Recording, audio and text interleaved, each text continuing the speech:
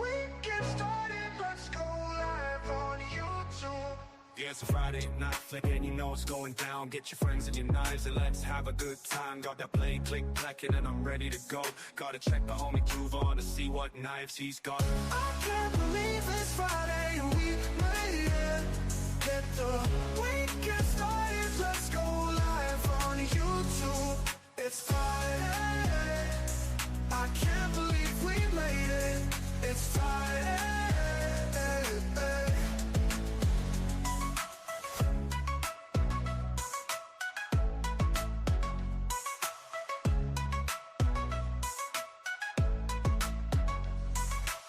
I can't believe it's Friday and we made it.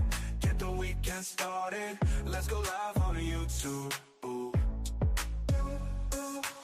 It's a Friday night flick and you know it's going down. Get your friends and your knives and let's have a good time. Got that blade click clacking and I'm ready to go. Gotta check the homie Juve on to see what knives he's got. Ooh. Gotta check the homie Juve on to see what knives he's got. Oh, I can't believe it's Friday and we made it. Get the weekend started, let's go live on YouTube. It's Friday, I can't believe we made it. It's Friday.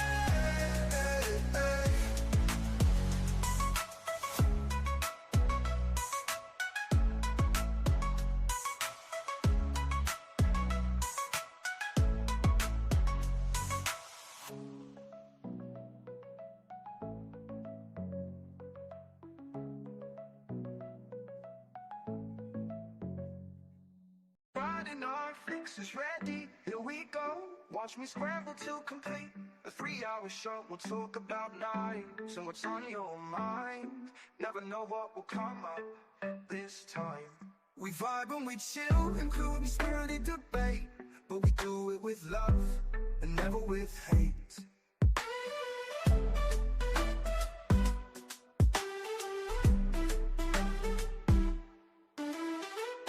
Talk about knives and what's on your mind. Never know what will come up this time. We vibe and we chill, including spirited debate, but we do it with love and never with hate.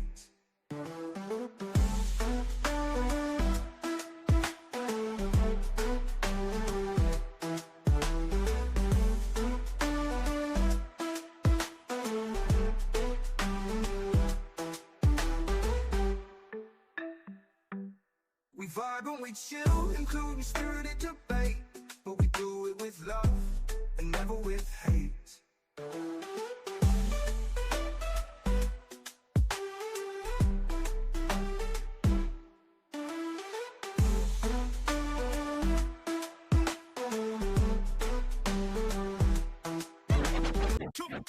Lights go dark, the stream comes on. Javon's here, the vibe is strong. Click and clack, the steel in sight. Every edge sharpened, Friday night. Night flicks dance under the light. Blades that shine and cut so tight. Handles spin and edges glide. Friday night flicks worldwide.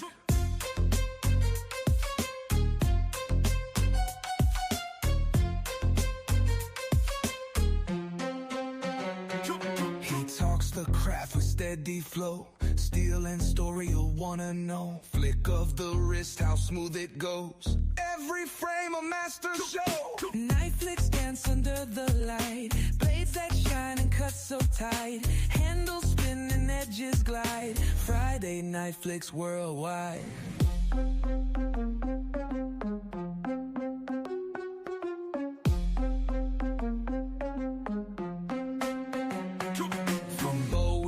Karambit steel, every flick has that cool appeal. The chat goes wild when he reveals a masterpiece you wish was real. Viewers locked and they can't resist. The flick of steel's a weekly twist. Carving moments, he makes it slick. Juve on streaming, doing the trick.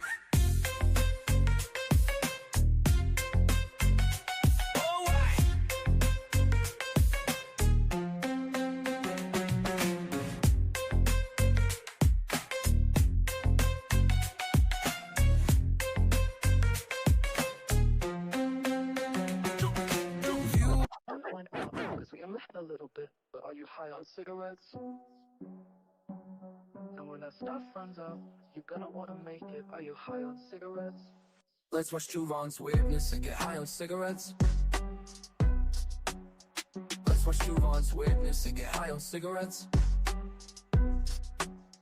Let's watch two wrongs witness and get high on cigarettes. Let's watch two wrongs witness and get high on cigarettes. Do you know that you're right or wrong? Do you know that you're right or wrong? Do you know that you're right or wrong? Do you know that you're right or wrong? He don't smoke them, but he loves it when you do. That's why he's high on cigarettes. And if you find him, you should light him up with you. He's getting high on cigarettes. Let's watch two wrongs witness and get high on cigarettes. Let's watch two wrongs witness and get high on cigarettes. Let's watch two wrongs witness and get high on cigarettes. Let's watch two wrongs witness and get high on cigarettes. Do you know that you're right or wrong? Do you know that you're right or wrong? Do you know that you're right or wrong? Do you know that you're right or wrong?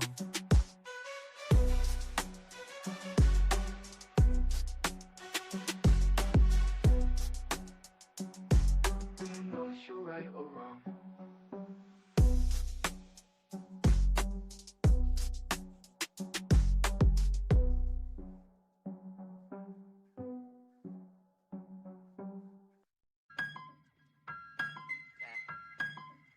I'm back in my bag, yo.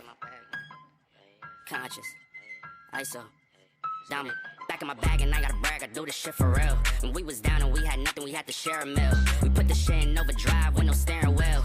Shorty throw that thing back in a pair of heels. Yeah, she be riding on that thing like a Ferris wheel. Yeah, I love them dark skin, brown skin, caramel. You know I had to bring it to the hood like she Karen Civil. When she keep on turning head, cause when she walk that thing jiggle. And we going back to back on them like we Huey and we Riley. This that back in my back flow, we back again so highly. This that back in my back flow, we back to change the climate. This that back in my back flow, we bring the force like Tommy. Back in my back flow. Back in my, yeah, back in my bag, yeah.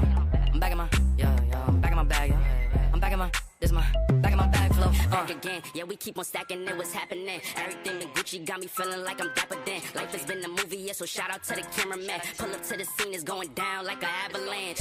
Steady going up like a travel plan. Homer Simpson face, lucky power plant. Yeah, I'm off that dope, like I'm back again to Vizzy at the Millies. I don't club hers, give the word if it's a cinch, Lord forgive me. Still having motion, dog, so why would I slow it? Make it rain on them, bust a band, then you throw it. We was steady having it, even at our lowest. High speed road runner, keep my motor going. Hey, people feel away, but they don't show it. Gotta watch the people that's around you, that you grow it. They be coming around you with some plans to steal your moment. Soon as I bust a nut, she be like, baby, where you going? Never slowing down, it's enough to go around. Yeah, you probably know it's then, but really you don't know it's now. Niggas let it show and tell, but all my niggas know me well. It was either chase a dream or go to jail, but none of us ain't going. Going back to back on them like we Huey and we Riley. This that back in my back flow, we back again so highly. This that back in my back flow, we back to change the climate. This that back in my back flow, we bring the force like Tommy. Back in my back flow. Back in my, yeah, back in my bag, yeah. I'm back in my, yeah, I'm back in my bag, yeah. I'm back in my, this is my, back in my bag flow, Yeah, not for real. Double live. Do or die, you already know. Don't try. This at home, cause none of y'all really fucking with us.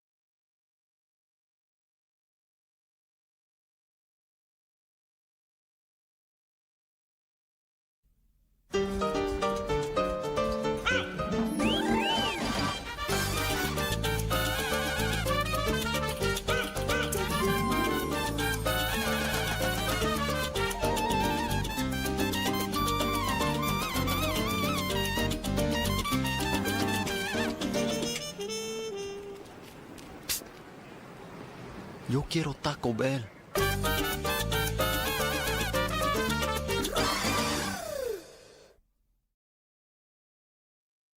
I do want some. What is up, guys? Sorry about the little crazy start. It's very possible my phone's going to ring here in a second. I had to get my dad a new phone today because his other one blew up, and he only gets calls from me, and he's been wearing me out. He's been calling me like, I guess it's a blessing, but this camera that you see currently that shows these knives right here will probably go away within 5 minutes. And I'm not a gambler. But howdy, everybody. Happy Friday Night Flicks. If you notice tonight's cat, it just looks kind of stern. It's not showing teeth. That is Richard knows who that is. That's Puck. That's the feral cat that hangs out with me now and is a resident of this area.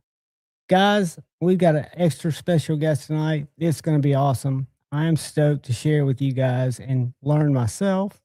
I'm going to say hey to some people. Mr. Mouse, what's up? Pocket Privilege. These guys were here earlier. What is up? What is up? Marco Yay, channel member. What is up? Well, 123 Space Ghost, channel member. What is up? Google showing, I guess, people's account names to keep, I guess. That's kind of what I've heard on other chats. So sorry about that. I have no control over it. What's up, Neil McKenzie? You shouldn't see ads. You might see ads in the chat. I've noticed that's something that happens all the time, regardless. Like in your chat, you'll have a little pop-up display ad that you can X out of. But if you guys see any rolling ads coming up and interrupt the video, let me know because I've got them turned off over here in studio. Ed Nuts for Nas, channel member, what is up, brother? Good to see you. Richard Hopkins, what is up? And guys, stay put on this Sunday's live stream for the channel members. We're gonna have it. It may still be at 4:00. I've got a walkthrough deal with my landlord. We do it every year, and we got to look around outside. It's going to be an ugly one this year. I've just got a feeling because we're going to have to talk about some stuff outside. So it may be later Sunday evening, but I will definitely post it, and you guys will get notification. And keep in mind, it's just a jump in and put in a secret word and leave. You do not have to stay, and you don't have to be win. You don't have to be present to win. That's who's going to be visiting us tonight. I believe his name's Trevor. I'm terrible with names, so don't quote me on that. I'm going to let him introduce him to you guys. Richard kind of brought me his knives when he visited. He let me look at a couple of his knives when Richard was up here with his lovely wife. And he also made Jared Neve's little fixed blade. And he's a very interesting guy. He's going to join us tonight, probably about an hour, 45 minutes, something like that. Give people time to get in here. And I'm anxious and excited to learn about what he does because I really like his knives. I don't have one, and I thought when Richard was here, what's up, channel member Richard? I pinned his website to the top because we're getting ready to jump to another knife maker's website. Richard, what is up, channel member? There's a drop going on right now. I'm just going to go over there. Screw it, you guys. I'm going to continue to say hello. These just went live. They're Nitro V. They are our buddies over at Very Good Knife Company. Looks like there's some big four. These are all stainless, if I'm not mistaken. So we've got Revelations, AEBL, a Hornet, an AEBL, and Green Micarta. You can look at these if you're interested. If you guys are interested in Very Good Knife Company, they're a very good value for the knives they make. And Jacob makes some of the cleanest fixed blades. Anybody will tell you he does a great job. And these are AEBL and I think Nitro V. Here's a little 80 CRV too, and the Eagle, which is a huge knife. Some newer designs like this Heritage that I'm not that familiar with. Again, USA made, available because they were dropped, I think at 8 o'clock, a little after we started here, or maybe we started just in time to where there's still some here. But if anybody's interested, I don't have it linked, but I will drop it in the chat. I think it's right here. Boom, boom. And I've got probably my buddy A to Z EDC is a huge supporter of Very Good Knife Company. He loves their knives.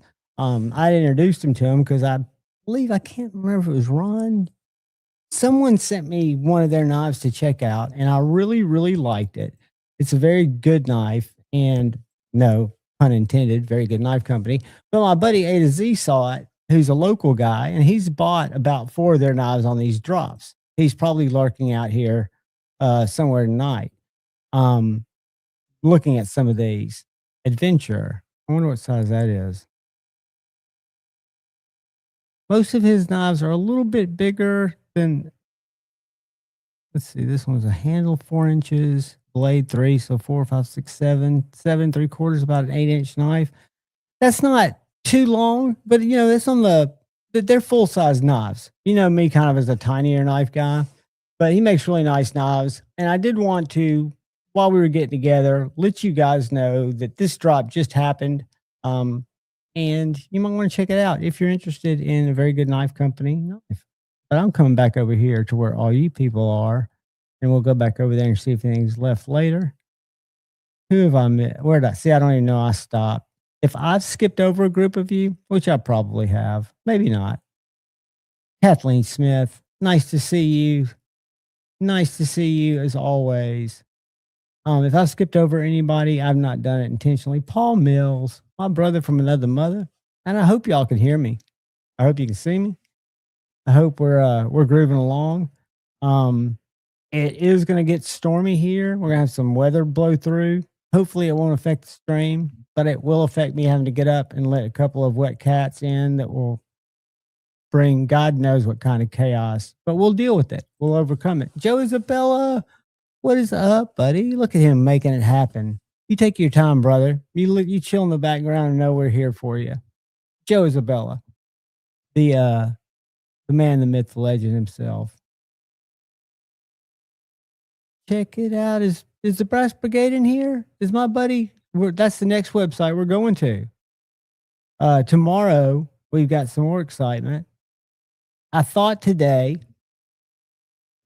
a Therapeutic Edge, brother, I'm not going to dox him, but a brother at Therapeutic Edge is sending me, and he's already set it out, the Gripper V2, which I reviewed a Best Tech OEM when Jason was going to actually have the Gripper V2 done like the Gripper V1. He opted to go with a licensing agreement with another company, North Mountain Blade, who you guys know from me well. I've reviewed several of their chops, the Chop 2, the Chop Lee Williams Kickstop. I've got this Dwyer BB&M. Really like North Mountain Blade. He seems like a fun guy on Instagram too. That doesn't mean anything, but he just does seem like a fun guy. What's going on here? But tomorrow on their website, we're going to be live with the Gripper V2. So right now they've got the DLC up there. Let me pull up the grant. Got their page up. I thought here it is. So these will go live tomorrow. And I wish I had it here to show you guys tonight. I really wanted my unboxing to at least go live. The 3V DLC is going to come in at $380. And I can only imagine that it'll be a little less for the titanium Sanmai. But this is a fantastic knife. I've not held this one. I have held the V1, or not the V1, the Gripper V2 that was this exact design that was executed by Best Tech. And if I can tell you anything about North Mountain Blades is they are very, very meticulous in their construction techniques. For example, this Dwyer that I was showing you guys a second ago. This guy right here, let's see if it'll stop sharing. This guy right here is not like a Strider. I'm carrying my Strider today, ironically enough. So the handles don't match up exactly. It's not the same knife. A lot of people think that this is just a Chinese copy of a Strider. It's not. It's a Dwyer. And I've got a cat at the door. But it just fires very nicely. The proportions between the scales and the blade are perfect. The frag, which I'm not a huge fan of the frag, I picked this up from my buddy A to Z. He picked it up and it was a little small for him, as I hoped it would be.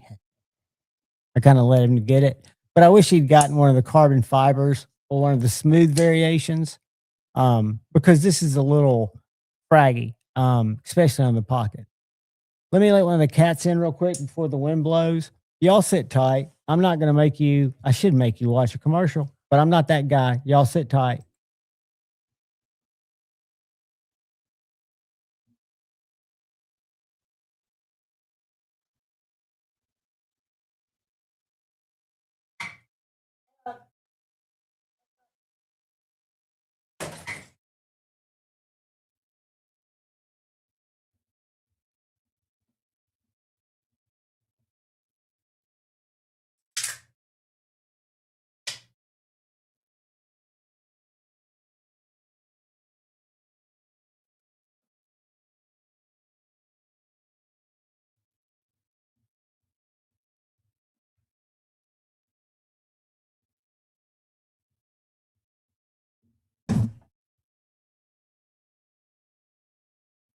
Sorry about that, guys. That's 50% of hopefully the trip's doing that tonight. Hopefully we're almost done with that. But yeah, so we're going to have Wax Wing, and we'll look at some of their knives here in a second after we finish saying hello to everybody.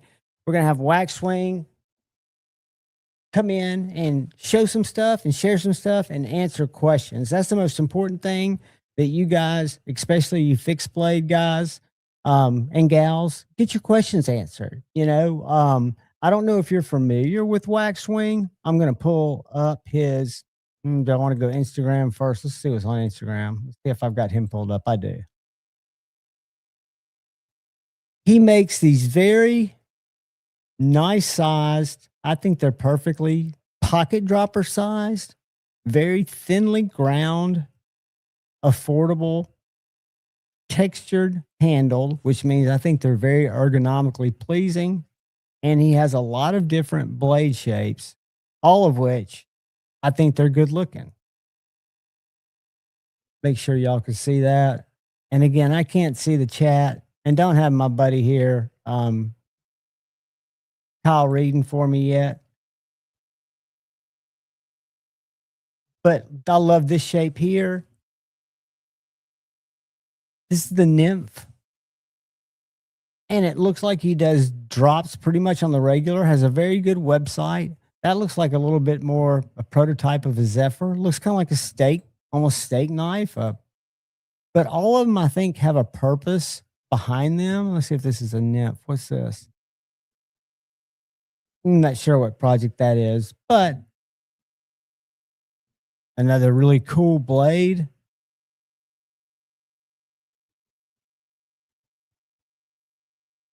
And we're going to go. There's Ray Ray. If Kyle was, and you forgot that you had it. That's exactly what happened with this. This is the waxed wing. Ray's going to tell you about it. And that's what's his name? Grady. What's his first name? I forget. That's guys about our new YouTube channel called Nomad. Pimp's channel. Gotta love Grady. It's not Grady. I forget his first name. But let's do this. Let's go to Neves. And we'll look at all this down the road when we're joined. But I think here, I don't know if I'm on Jared's right side or not. Here we go. The Neve Knife Co. Shiv. This is a collaboration between Neve Knife Co. and Wax Wing. Wax Wing is a custom knife maker out of the USA. He hand makes knives, and I designed a small fixed blade design, and he created them. So he's made all of these beautiful knives, and then I sharpened every single one of these with the same stones all the way to the same grit between 14 and a half to about 16 and a half degrees. per side. So all of them have very, very similar edges. They're all. That's a specialty project he did with Jared. Again, his knives to me, the way that they're offered are fantastic. That's one beautiful picture. I love the grind lines. I love the fact that they're the one, if I'm not mistaken, you got to understand when my buddy Richard was here, we were going through each other's knives, and I want to say his were black. I could be wrong. Because I looked at so many different knives and we were kind of going back and forth through each other's knives. But these little knives are, to me, the shit. I think they're very, very cool. I'm stoked that he's going to join us. I hope you guys enjoy it. I hope you guys get involved and ask some questions. And, you know, we find out together what he's about. I'm hoping Brother Shane, who's usually going to be busy on Friday nights, like a kitchen knife. And hopefully Brother Coonley will join us if he's not sleeping or eating. And we'll just have a lot of fun. But I love his work. I've loved talking to him on the phone. He seems like has it together, has a plan, and gonna deliver good products because he wants to be here. He's not doing it just for S&Gs. So I don't think I put him in here. I'm going to drop it in the chat in case you guys want to give him a follow on the IG if y'all are on Instagram. Here comes Tippy. She's going to jump across the soundboard. Tippy, no.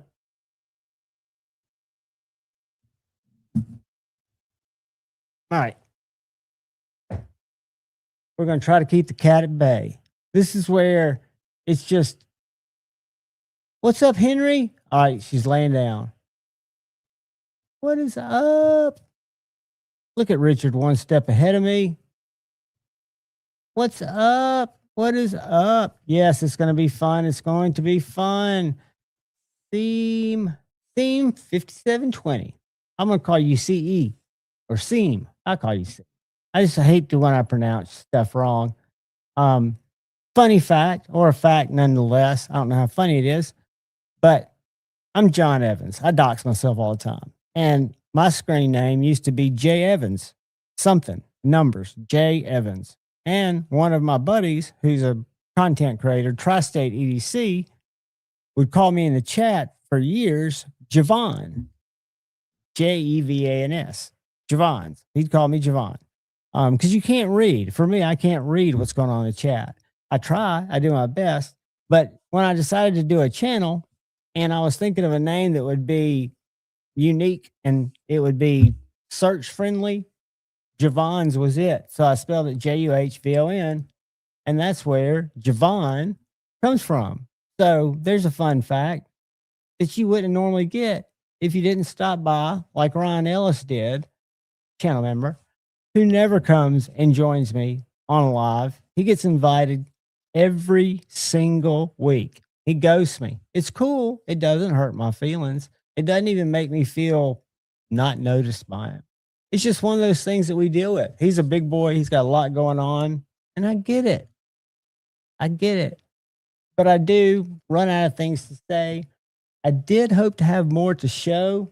I've got a video that rhymed a little bit if I kept going with the canter, but I've got a video that's prepped and ready to be recorded that I think it's in the theme with some of the last group videos that have done pretty well that people have seemed to like. My top USA knives, folding knives, just overall, that if I looked at my collection today, what do I enjoy carrying? What are my best 15, not 5, not 10, 15.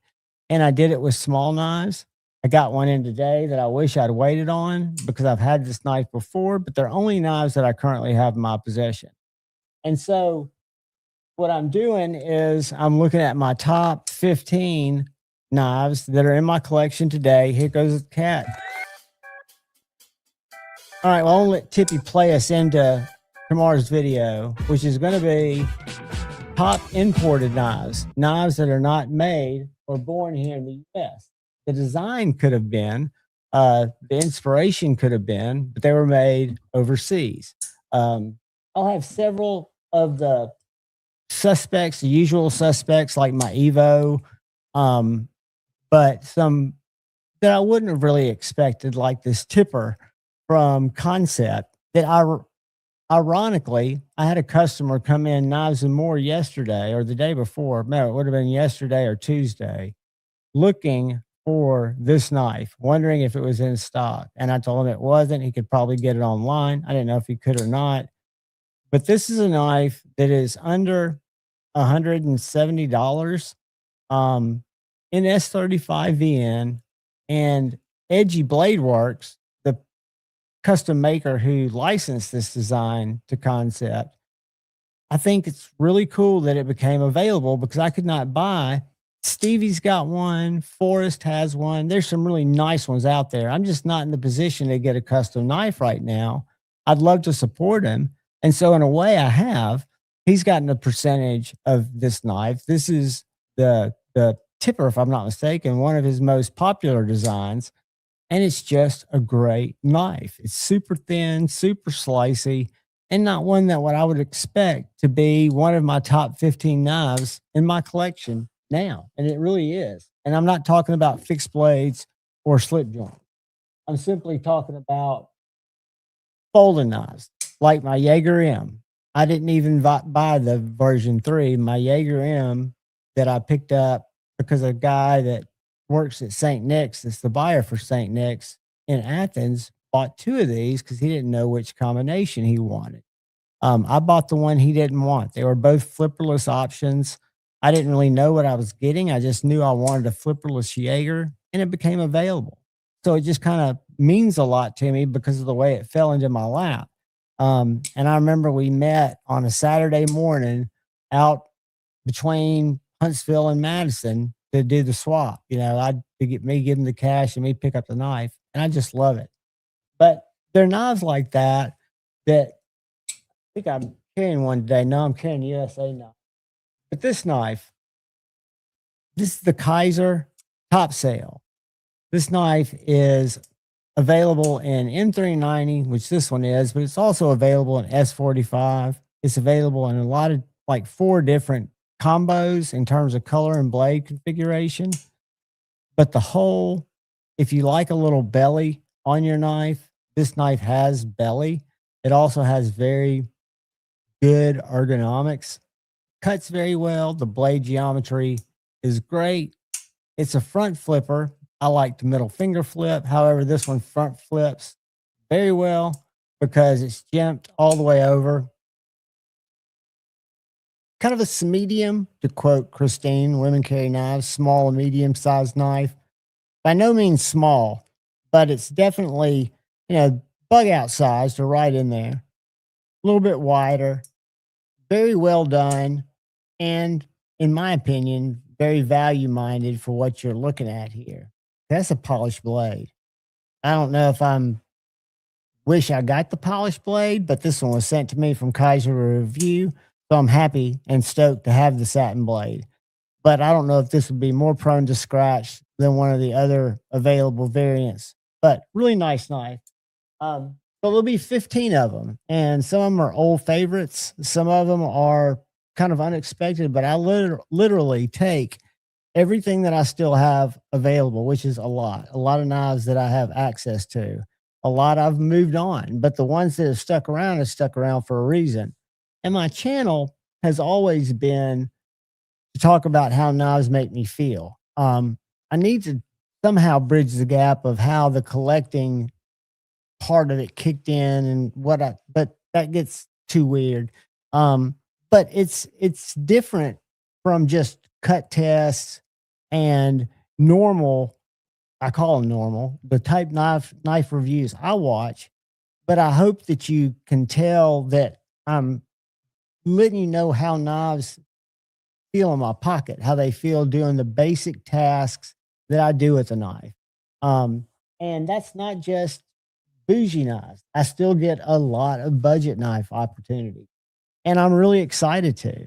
I mean, I'm proud of this little company in terms of a company that's gone a long way. I think they're up to nearly Civivi quality in this particular knife, which is Flissa. I think this is a numbered knife, not a named knife, but it's 14C.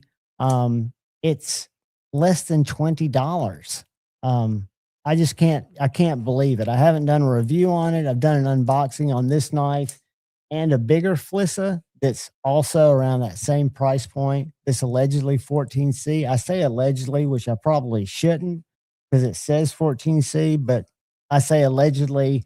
M390, allegedly. I just don't know. I just know it cuts well. I have not sharpened it, but the blade geometry is pretty cool on it. It looks kind of like some stuff inspired by some stuff Esnix. We need to check that out. I've seen their folders before, but there's so many good knives out there. And I'll be honest with you guys. Hey, I'm not in the position to buy knives, so I don't see a ton of different stuff. I do try to watch videos and see what's being released. And I've got the blessing of working part-time at Knives and More.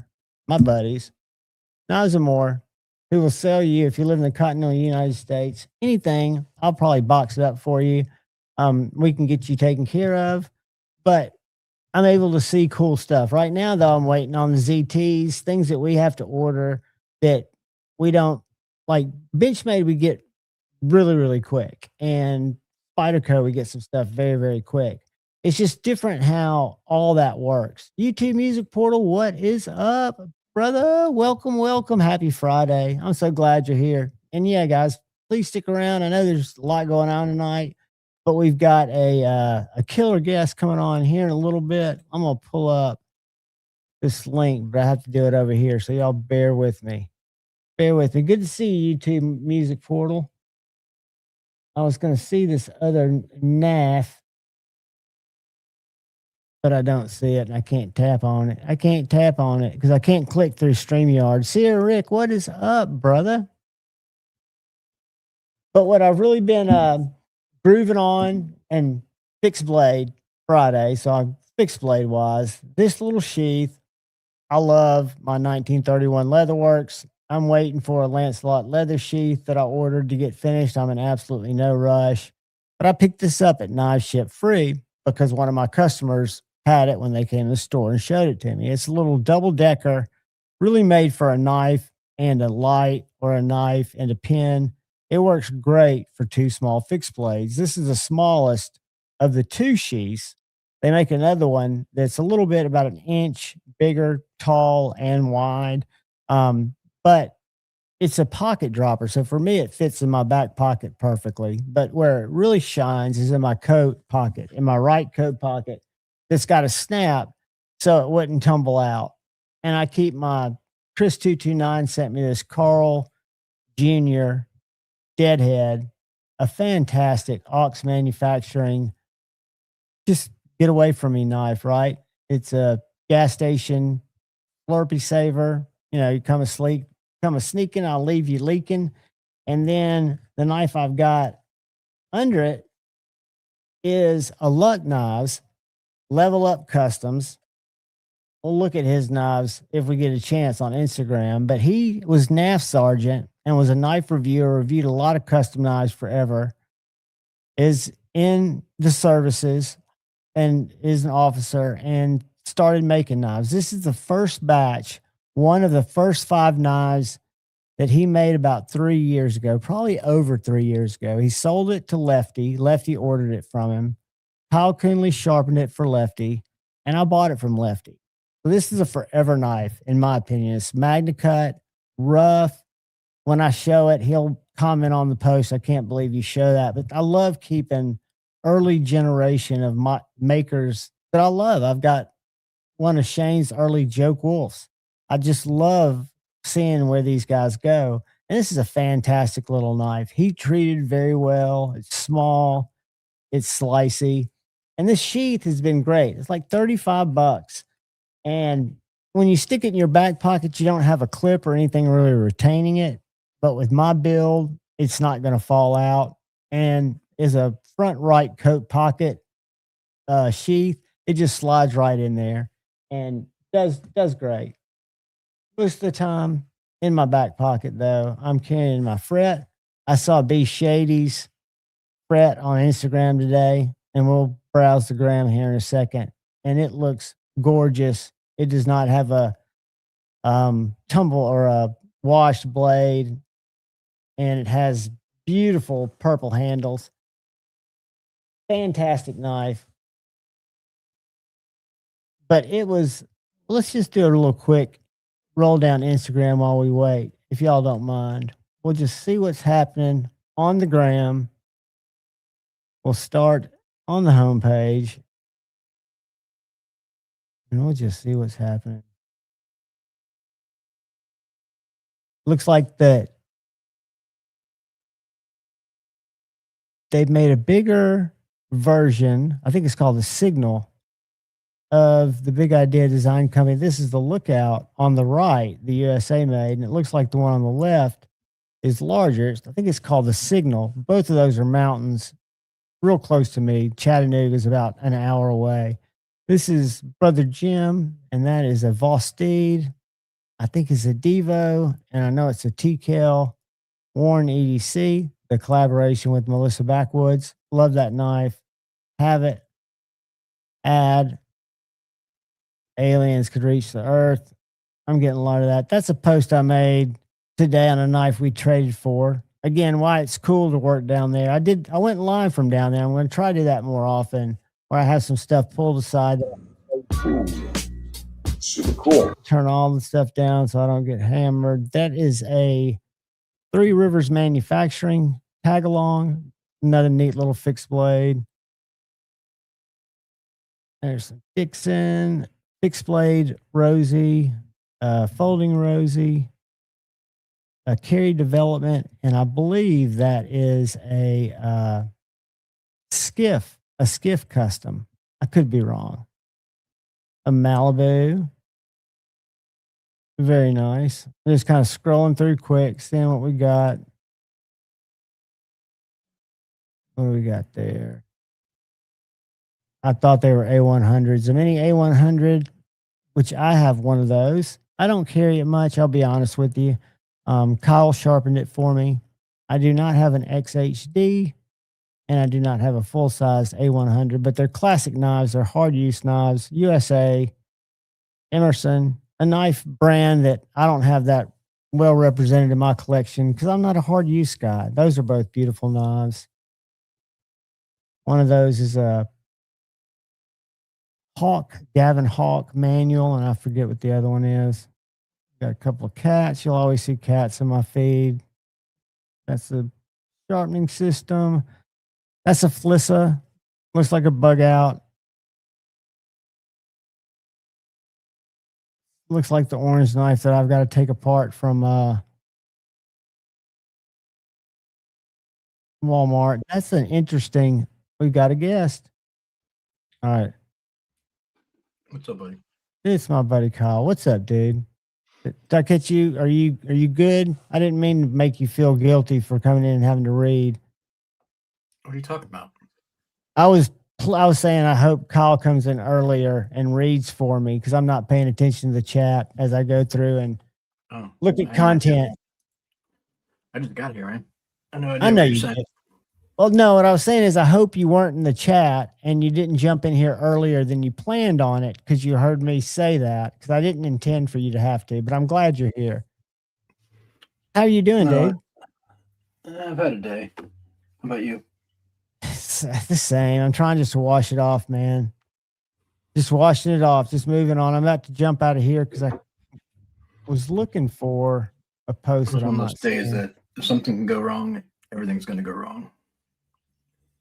It was bizarre to say the least. It really was. And I had an opportunity, thought I was going to be able to vent and didn't, was patient, and it paid off, but I don't feel any better for being patient and for letting it work out the way that it was supposed to.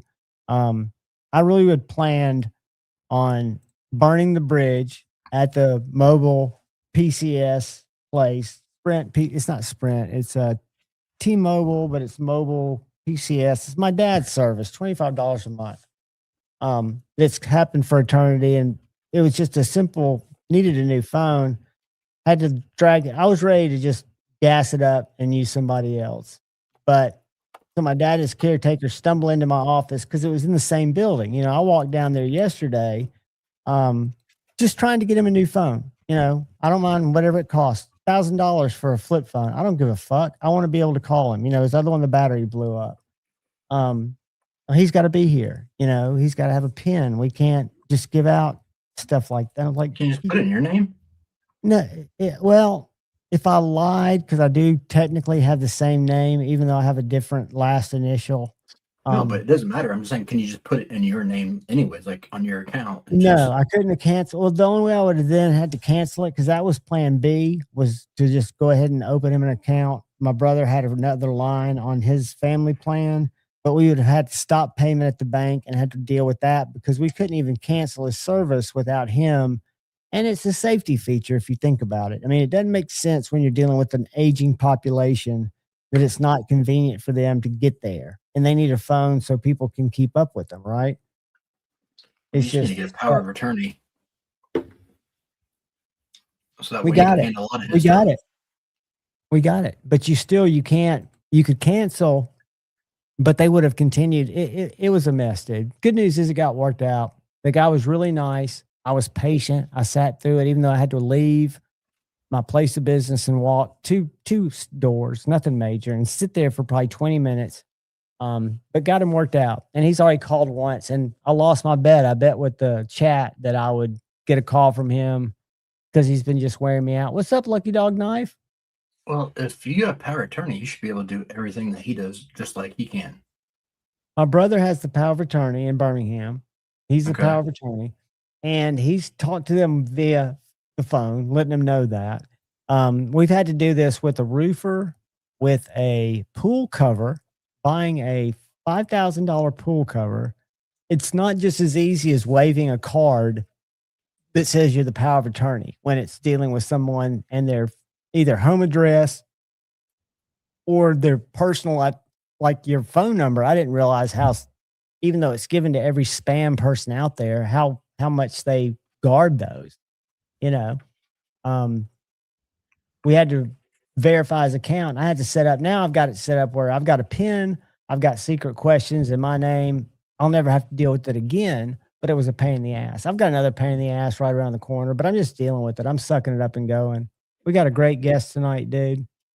I'm excited. I think you'll be excited. When Richard came and visited me, he let me check out his knives, Waxed Wing Design. Are you familiar with them? And it's not Waxed Wing Design. It's Waxed Wing handcrafted knives.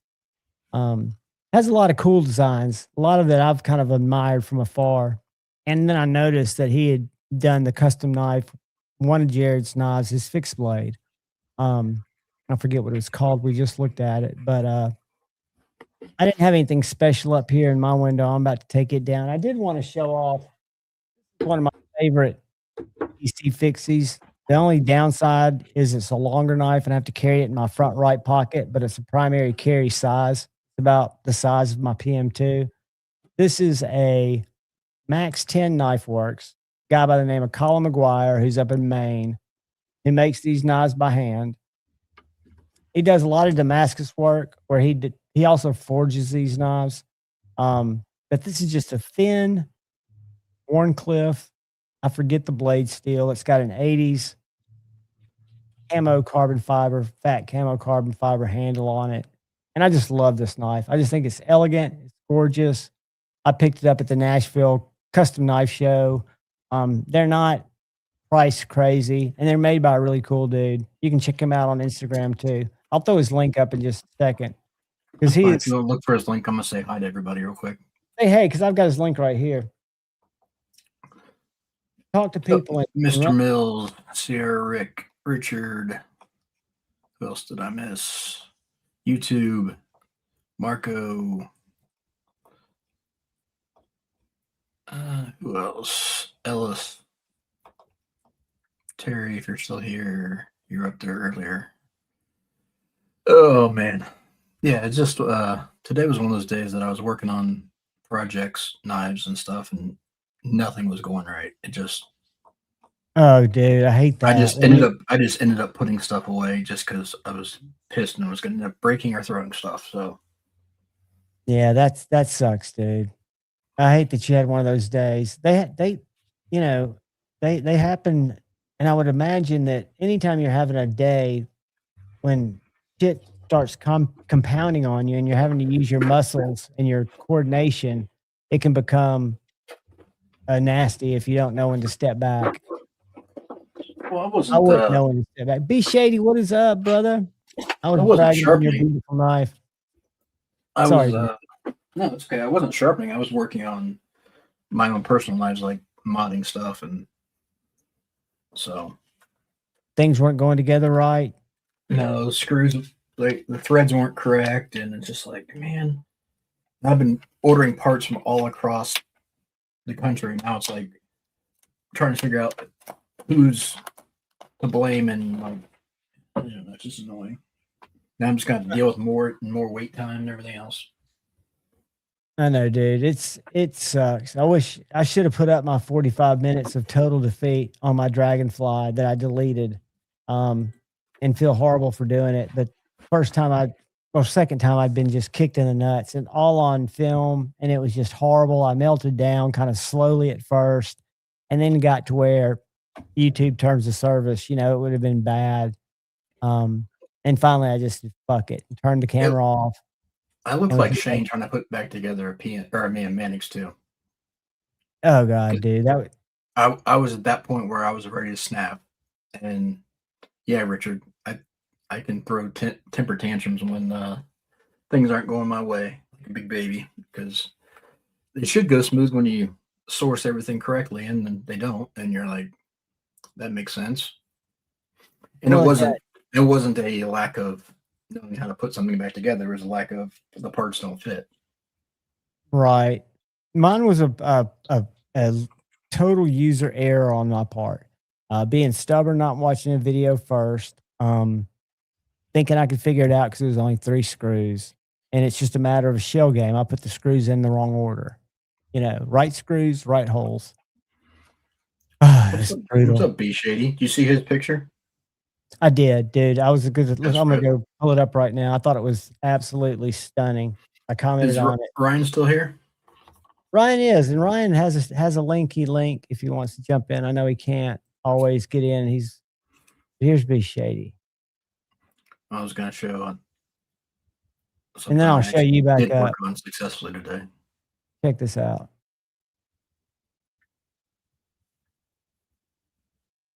I love that the grind. I was just looking at mine being whatever you call it, stonewashed or whatever, and it just doesn't have that crisp and that handle, dude. You killed it. I bet it's sharp too, isn't it? Yeah. Awesome. Brian. Awesome. I'm trying to get my camera to show this without being in focus. I'll make you big. Hold on, I'll make you big. That one, Ryan. Look at the tip on that. Does that look a little straighter? And yeah, there you go. There you go. Was it bent? Oh yeah. Can't tell it. Oh, I understand, buddy. I was just giving you a hard time. Oh, dude. Yeah, I got it most of the way out. There's still a little bit there, but I got most of it out of there for you.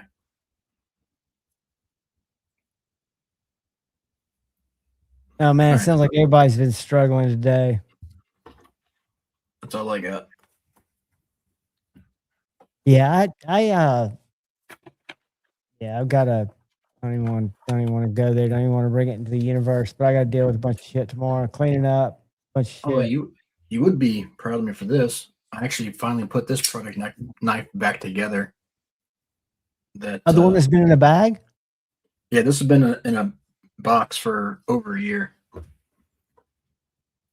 Ah, a good looking knife. Yeah.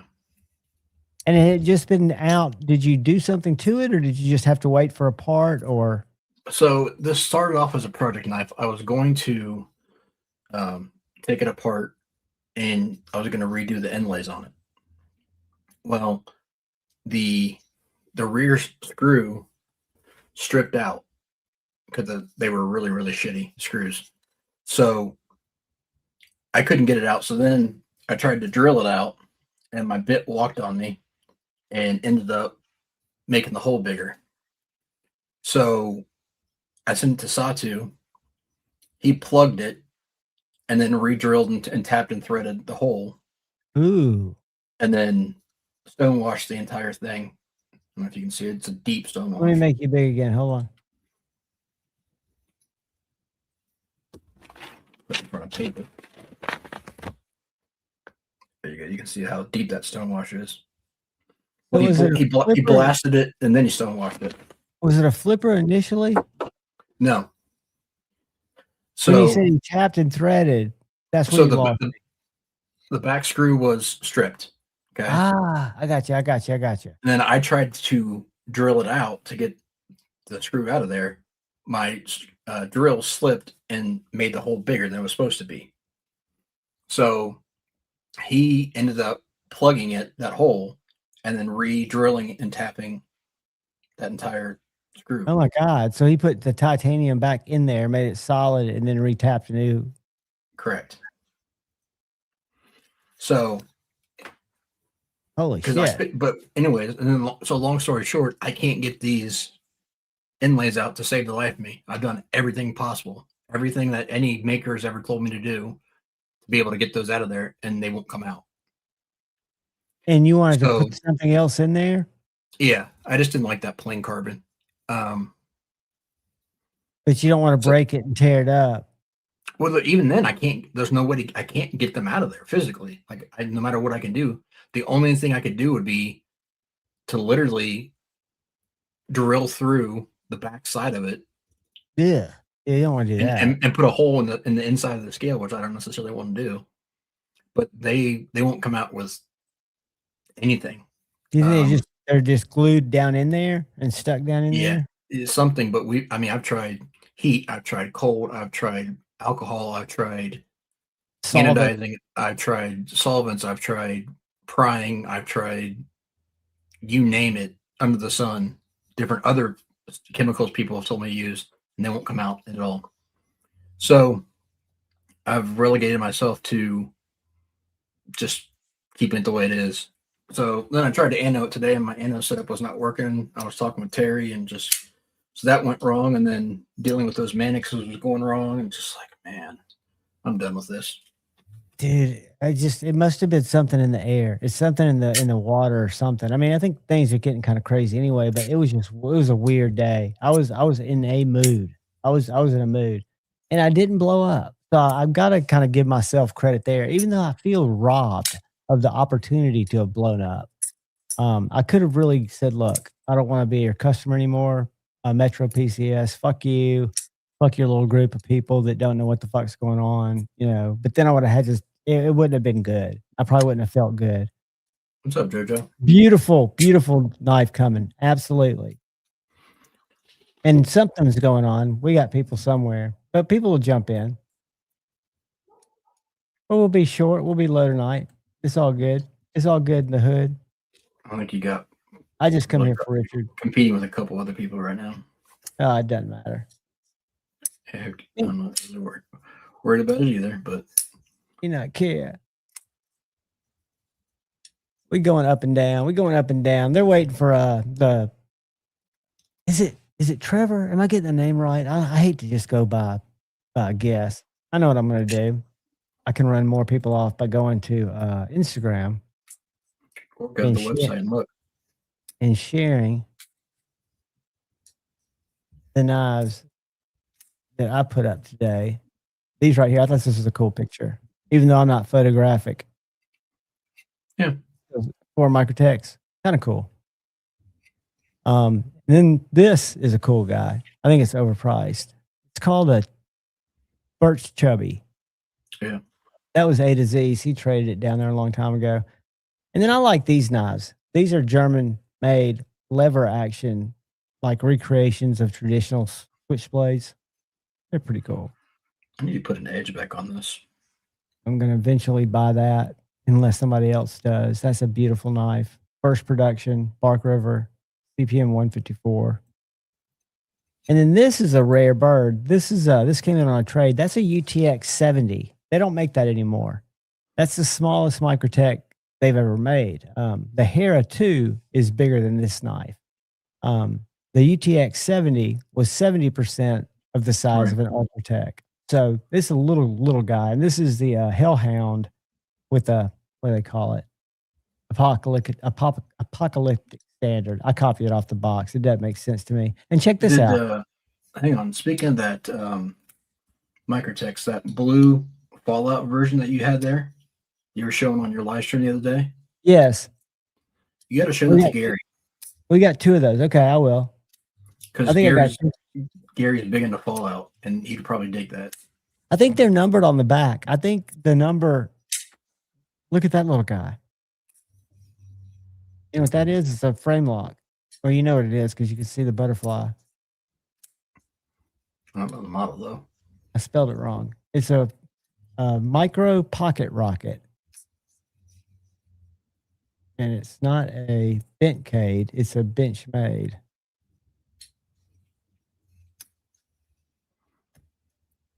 All right. I know wonder why. I'm glad you're happy, buddy. No wonder I can't get anybody in my live stream. Then we traded for this little guy. You know what that is? Yeah, McBee. McBee. I'd never played with one. And then this is that one you like. It's a big knife, dude. Yeah, I don't like that variation, but I like the knife in general. And then I was going to show you. And this is the picture. That's that cat. That's the cat that moved in my house. That's not me doing an AI cat. That's Puck. Okay. Puck the pissed off cat. There's that beautiful knife. Wow. That is sad. MC's got his 750,000 subscriber event going on, and he's got 2.7 thousand people in there just to win stuff. Like, they could care less about his live or him. But he gives away good stuff, and he doesn't check. Well, he does check to make sure they've got a channel. He does go through some verification process.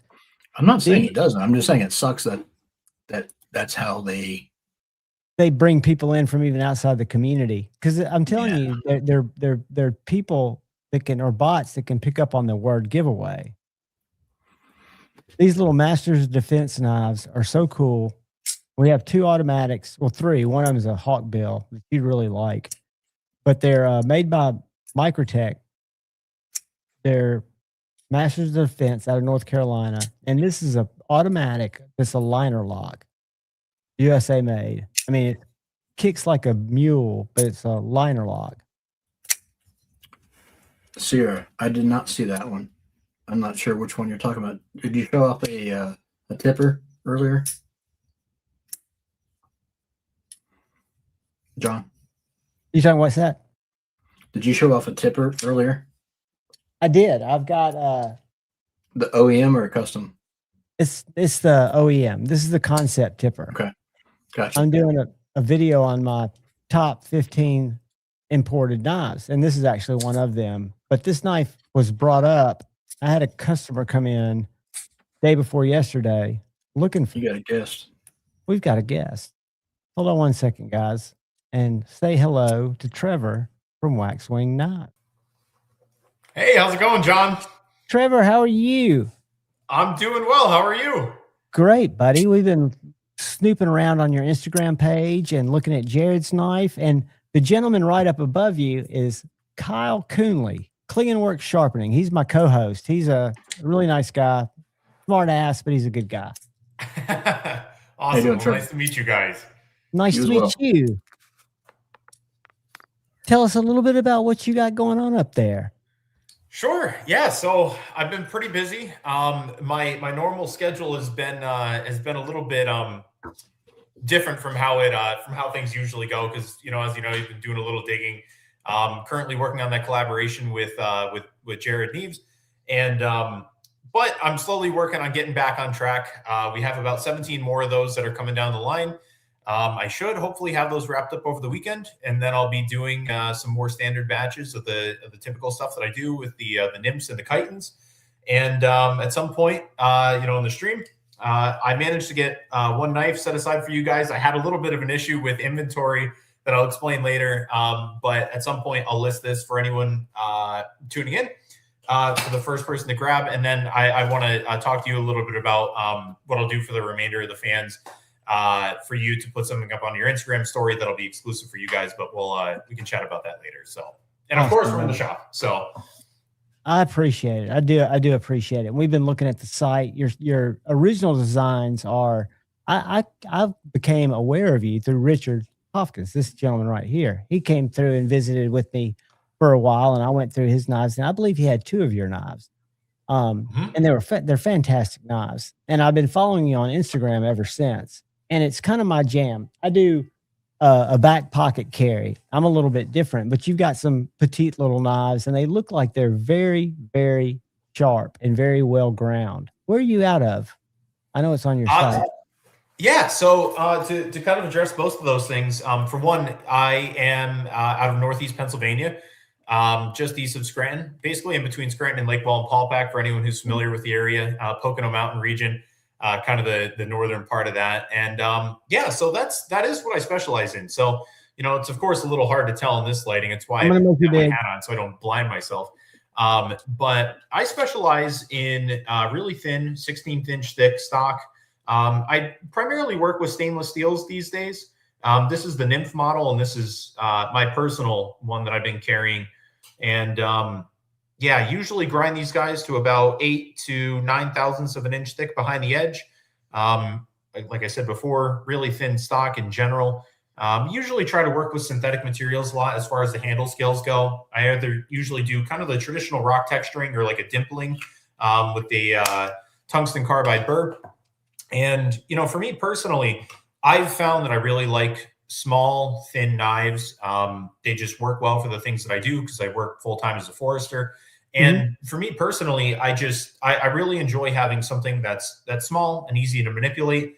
And if I need a larger tool, then I go and get said larger tool, a hatchet or a machete, whatever it might be. But these have been kind of shaped from my own experiences, and there's not a lot of people that make things like this on the market. And, there's plenty of small knives, but not a lot of small, thin knives. And I kind of figured it was a niche that I wanted to fill, and here I am. I'm glad you did. And Richard's jumping in and said he has 3: the Chitlin, the Nymph, which is your personal carrier, right? The one you just showed, and the Sedge, and the Sedge. And you had fans in before the live even started. There were people wishing you well that had come in before the live started. So like they were saying earlier, Metal Complex has got a huge giveaway right now. It's about 2,500 people in, but they'll be out in a little while. Probably 1,000 of those are not even real people. But, we'll go to the website anytime you'd like me to go over, because we've been creeping on it and I've got it pulled up. If you want to show us different models, just say, hey, John, go to the website. But I'd rather listen to your story first, because I love the fact that you're a forester. I think that's so cool. We talked about that, which probably in too much detail, but I think it's a fascinating career path. And it seems to me to be aligned uniquely in what we all kind of aspire to do and what you are doing. I think that's cool. I think that it breeds authenticity in your knives and your design. Yeah, thank you. I appreciate that. And, for anyone who's listening, who's curious, I growing up, I never really knew exactly what I wanted to do. I always had an interest in, of course, the outdoors. I think most knife guys to some extent have an interest in, being outside and doing something with the environment. And eventually went off to college, got a degree in wildlife biology. Kind of found out through that degree that I really enjoyed working with plants and botany more, the study as a whole, and ended up working in the forest industry. And, just from all my experience outside, I really have found a personal preference for that particular style of blade. And that's something that I geek out on a little bit, where, just rattling off some of the model names and even some of the ones that aren't currently listed on the site. But, the nymph, obviously it's a dragonfly larva. The chitin's the material that's used in insect exoskeletons that keeps it that keeps them nice and strong. And the sedge, type of grass. I had a funny story for that one as well, where, very long story short, I was doing a wetlands training for my job, so I could, become a little bit more well-equipped in that area, and split my hand open on a type of grass called a sedge. So I'm like, that's a fitting name for a, sharp little blade. So that's where that model it's name a real came from. thick blade of grass that grows up alongside. I've seen that, or I've seen a version of that we have in the South that's very, very sharp, like almost like a bayonet. Extremely sharp. Yep, exactly. Yeah. So a lot of models like that. And then of course, like the aspen, aspen, of course, is just a tree species. And then I had older models like the apatox, which was short for apatoxin, the venom that's used in bee stingers, and then the odo, which is short for odonata, which is the dragonfly clade. So I guess I'm a bit of a dork when it came to my model names and their inspiration, but I've taken a bit of a my general direction is I've grown very fond of this particular platform, which I just call the mini series, and almost all the models are very similar to one another. I mean, their geometry, their length, their handle ergonomics are pretty much all identical. The only difference is really just the profile. Right. Yeah, exactly. So, some people have certain preferences, like some people like the sheep's foot or the reverse tanto or the drop point, whatever it might be. And, for me, I kind of realized, like, when I look at things, it's nice to know that you're going to get similar performance, but maybe you just want a little bit of a different aesthetic. And for a lot of people who have handled my knives, they really do like the ergonomics. So I figured, well, if it isn't broke, why try to fix it? And then I did have another model, which is a little bit different, but all of my inspiration has come from use and from models that I've used prior to developing my own knives. And I love the Opinel number 7 or number 8 in particular. I think it's a fantastic knife, especially for how inexpensive it is in the blade geometry. And I love the Mora Classic. Like, those are probably my most used knives. And the Zephyr, which is an upcoming model, is based off of the Mora Classic. And then this was kind of like my take on a modern fixed blade iteration of the Opinel number 7, or number 8 rather. I keep saying number 7, but yeah, it's all shaped from real world use. So to me, that just adds a layer of authenticity. And the people I know, Richard, and then the people that I saw in the comments before, they seem to be very much converted from just a customer to a fan. They cheer your cause, which I think is great. They treat me incredibly well. I'm very thankful for everyone who lends their support.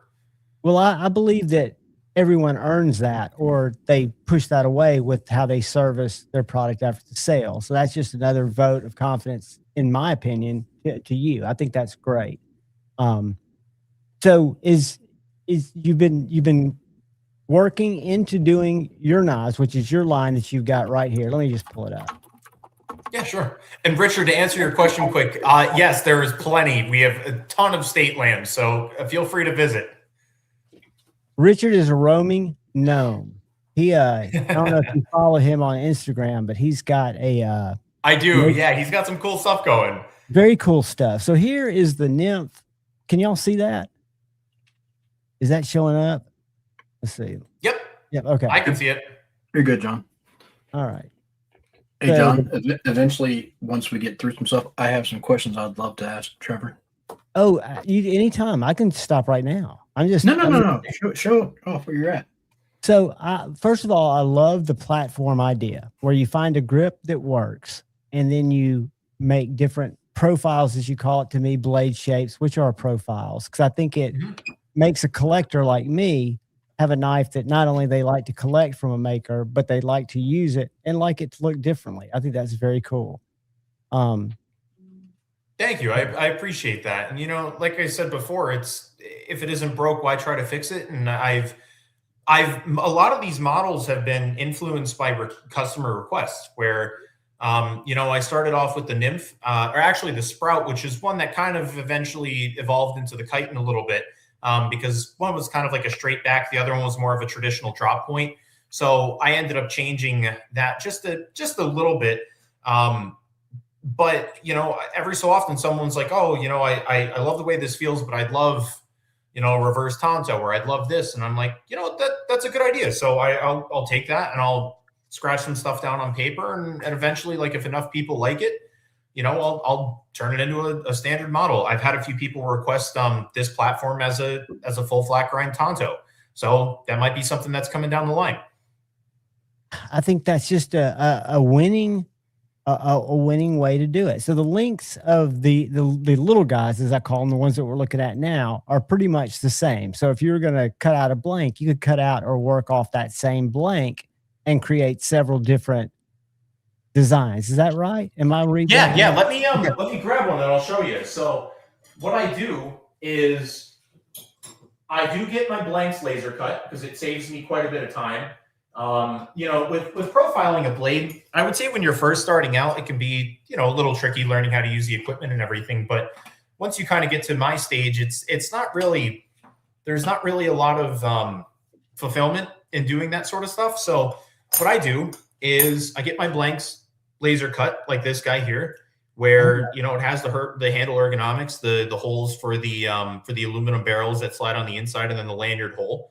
And then the blade profile on the end is just a block. So I have all these, what I call template knives that, you know, either have like a little stud in them, so I know not to grind them out.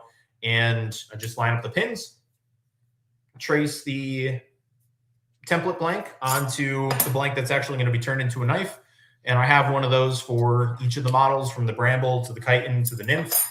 And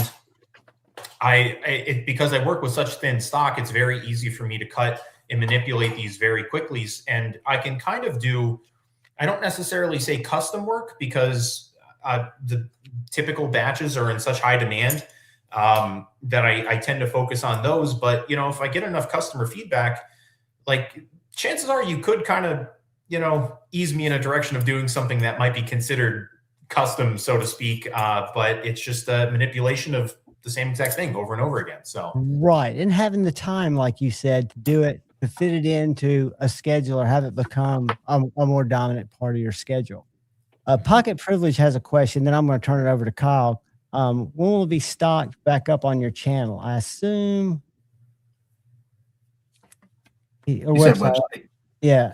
Are we talking about the Nymph, or just? Yeah. So I would say generally I try to have a batch of 10 blades done every week. So usually Friday at 4:30. This week I had a bit of a hiccup. There was an issue with the website with restocking, but typically I'll have 10 blades available. This week and the previous weeks have been a little bit weird, because I have been doing that collaboration with Neves Knives. That obviously I don't post a lot of that stuff because they're not my knives to sell, even though I am the one making them.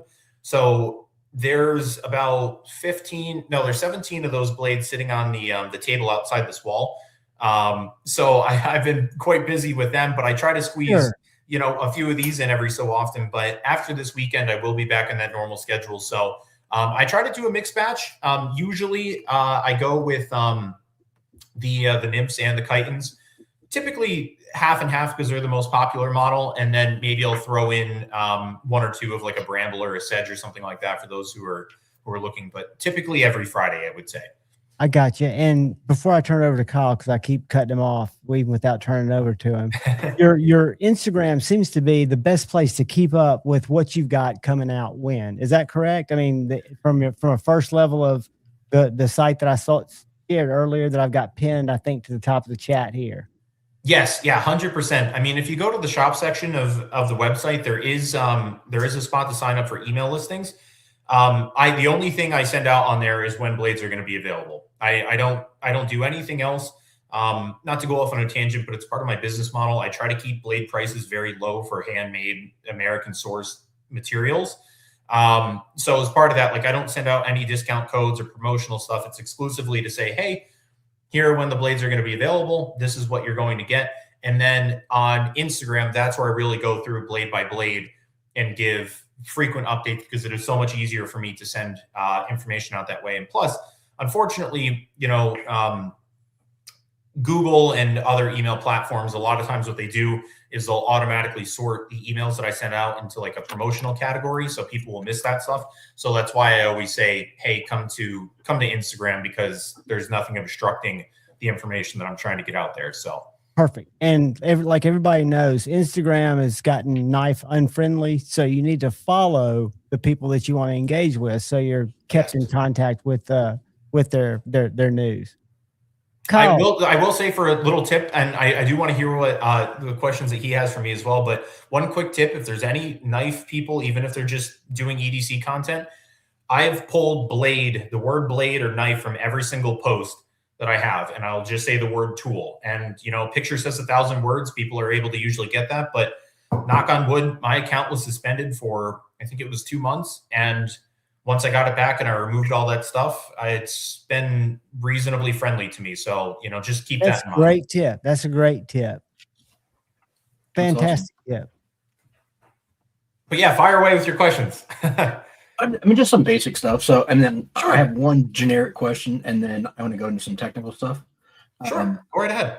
One was, what got you from being a knife enthusiast to actually getting into the making aspect? That's a really good question. So I would say, for me, I did start out, I would say the very first knife that I can remember having and really enjoying using was the Kershaw Skyline. And I don't think that, I don't even think that they make those anymore. It was a really, really slim minimalist knife. It was, it had a flipper tab on the back of it. I do remember that. It wasn't really anything special, but I love that knife. And I used that all the time when I was anywhere, I would say probably from 12 to 16, when I used to be haying fields in the area, because I used to do that for work when I was on the younger side. And I enjoyed it, but it didn't really hold an edge all that well. I liked the geometry and everything. And then that's when I started looking into knives that, when I was doing landscaping work, that I'm like, well, I really like the Open L series, but I know a lot of them were carbon steel. And for me, I would sometimes get caught out in the rain, and it was a bit of a pain to deal with them. Then the Mora Classic, I love that knife, and I use that all the time, but I still wasn't exactly the biggest fan. And I saw at some point when I was very young, probably 14 or 15, a video from Trollski. And I don't know if you guys are familiar with him, but he's a Polish knife maker. And he was one of the first people where I think I kind of grew up like any other young kid does. And they're like, knives are weapons and they're badass and so on and so forth. And I think they can exist simultaneously as that and as elegant tools, or as just tools by themselves. And I saw one of Trollski's videos, and it was one of his more it was more like a cinematic video where he was showing the process and wasn't really speaking or making it educational. And I saw that and I'm like, man, I really want to try that. And at some point through repetition, I kind of realized, like, those little things about the Mora Classic and the Open L that I didn't really like. I'm like, well, I finally kind of have the tools and the skill level to kind of make what I would like to see on the market. And unfortunately, the things that I really wanted to see didn't quite meet my criteria. And it was just a combination of both of those things, a gap in the market and me just enjoying making something with my hands that kind of came together, where I made that crossover. So. And what was your first knife again, Trevor? I want to say it was the Kershaw Skyline. I don't know what my exact first knife was, though. Your first make. Oh, my first make. Oh, yeah, my gosh. I'll show it to you. I've got it here in front of me. It's hanging on my wall. I got you. This was my very first knife. It was a piece of crap rebar that I beat to shape. And, I had all sorts of models and everything that came after it. But this is the OG. And I made it on the ground with a bunch of fire brick, a bathroom exhaust fan, and some pea coal that I stole off my uncle. And this was the product of it. And I think I've come a little ways since then. So that's awesome, dude. I didn't mean to cut you off, Kyle. No, that's good. That's a great question. The second one's this is kind of a two-part. So I have a general idea, but just to educate people who are listening, what is kind of your process of how you make a knife from like start to finish, like what all the details that go into that people don't realize? And then the second part of that question would be, how you change or fluctuate those processes versus customs and or batches. Got it. Okay. No, both really good questions. So, I mean, I wouldn't say that my process is particularly unique. I mean, but what I do try to do, I mean, you can kind of see my shop behind me here. I don't really have that many tools. Now, mind you, I do have an Ameribraid, and I'm not going to be humble about that. I realize that that's quite the pricey piece of equipment, but for the longest time, I was using that guy, which was just a two-wheel belt grinder back there, a Coot. And prior to that, I was using Harbor Freight tools. So for me, right now, I mean, just to give you a very brief run through of the process and the equipment that I use, I kind of touched on it a little bit before. I get my blanks laser cut. I do that from a company in, I believe it's South Carolina, Laser Precision Cutting Inc., I believe is the name of the company, or Cutting Co. Fantastic people down there. But I get the blanks laser cut. One of the advantages that I have over a lot of knife makers is because I do work with such thin stock, I don't have to grind any of the bevels prior to heat treat. Usually, especially with stainless steels, people have to take off quite a bit of material because, of course, hardened steel is going to be harder on your abrasives than soft steel is. Sure. But for me, when you deal with something like this, because it's so thin, sure, I could take off, I don't know, maybe a 32nd of an inch. But realistically, it's not worth it. I don't like to run the risk of introducing warp. So these guys get thrown into stainless foil pouches into an electric kiln, and they get heat treated to New Jersey Steel Barons data sheets. They're a fantastic source of heat treat information, especially for their own formula, because they use Nitro V, and I believe they have a patent on it, or whatever the respective legal term is for that. But after that, I take them to the grinder, and I don't really do anything fancy.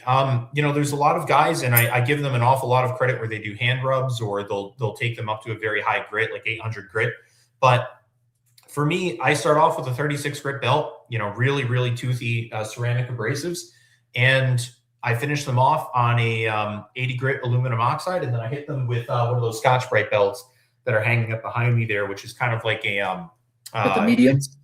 Yeah, exactly. So, and I finish them off, and it gives them a nice satin finish. And for me, a lot of my pricing and my aesthetics are derived from, is this something that I'm comfortable scratching and actually using? And for me, It's like, once you get above like $150, like you kind of treat things a little more gently, and I don't really want my knives to be used that way. So I try to keep the finish, I don't want to say rough, because the finishes, of course, don't look bad, but they're a little bit more accepting of a beat. A working finish. A working finish is a great way to put it. And I do the handle scales from raw materials. I get the G10 sheets in from Maker Material Supply in Texas. The G10, of course, they don't make themselves, but that's also, from what I understand, made in America. I, of course, profile them on the grinder. And we're actually sitting at my Dremel station right now. I've been favoring the rock texture a little bit. I know some people have been a little upset that I've kind of strayed away from my dimpled pattern, but realistically, problem is those take a little bit longer, and I've noticed that my hands are starting to hurt from spending that much time with the Dremel in hand. Being able to produce more knives at a fair price, and it's just getting your process refined. I can appreciate that. Exactly. And then, after that, I just, I do the typical Kydex sheaths, which isn't a really interesting process. This is one that I'm working on for Neves. You can see there's a whole pile of them here.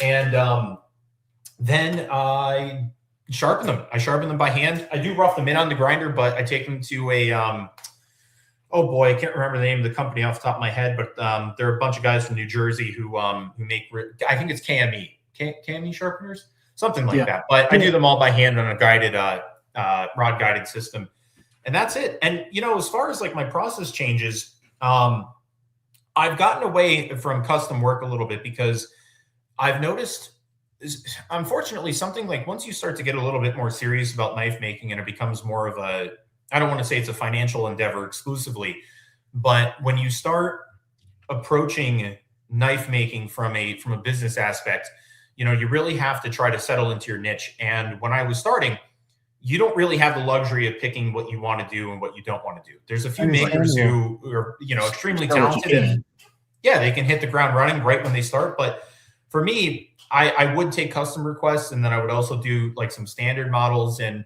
those have changed drastically over time. And what I noticed is once I wanted to start doing this full time, custom work is very time consuming. There's a lot of communication that people don't necessarily see. There's a lot of back and forth and redrawing and tweaking things on steel. And for me, it's like, you know, this has an articulating platen on this that I spend a lot of time trying to figure out the right exact angle that I can just set it. And for custom work, it gets a little bit more tricky because you're not working with dimensions that you might not be comfortable with, or I shouldn't say comfortable, but familiar with, or someone might want a particular kind of grind.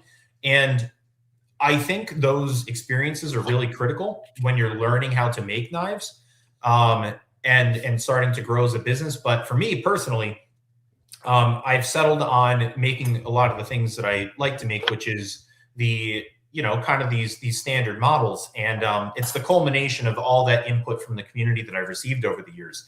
And when you get to that point, then it becomes, you know, kind of like John mentioned briefly, is like, you know, how do I make the same quality product, but faster?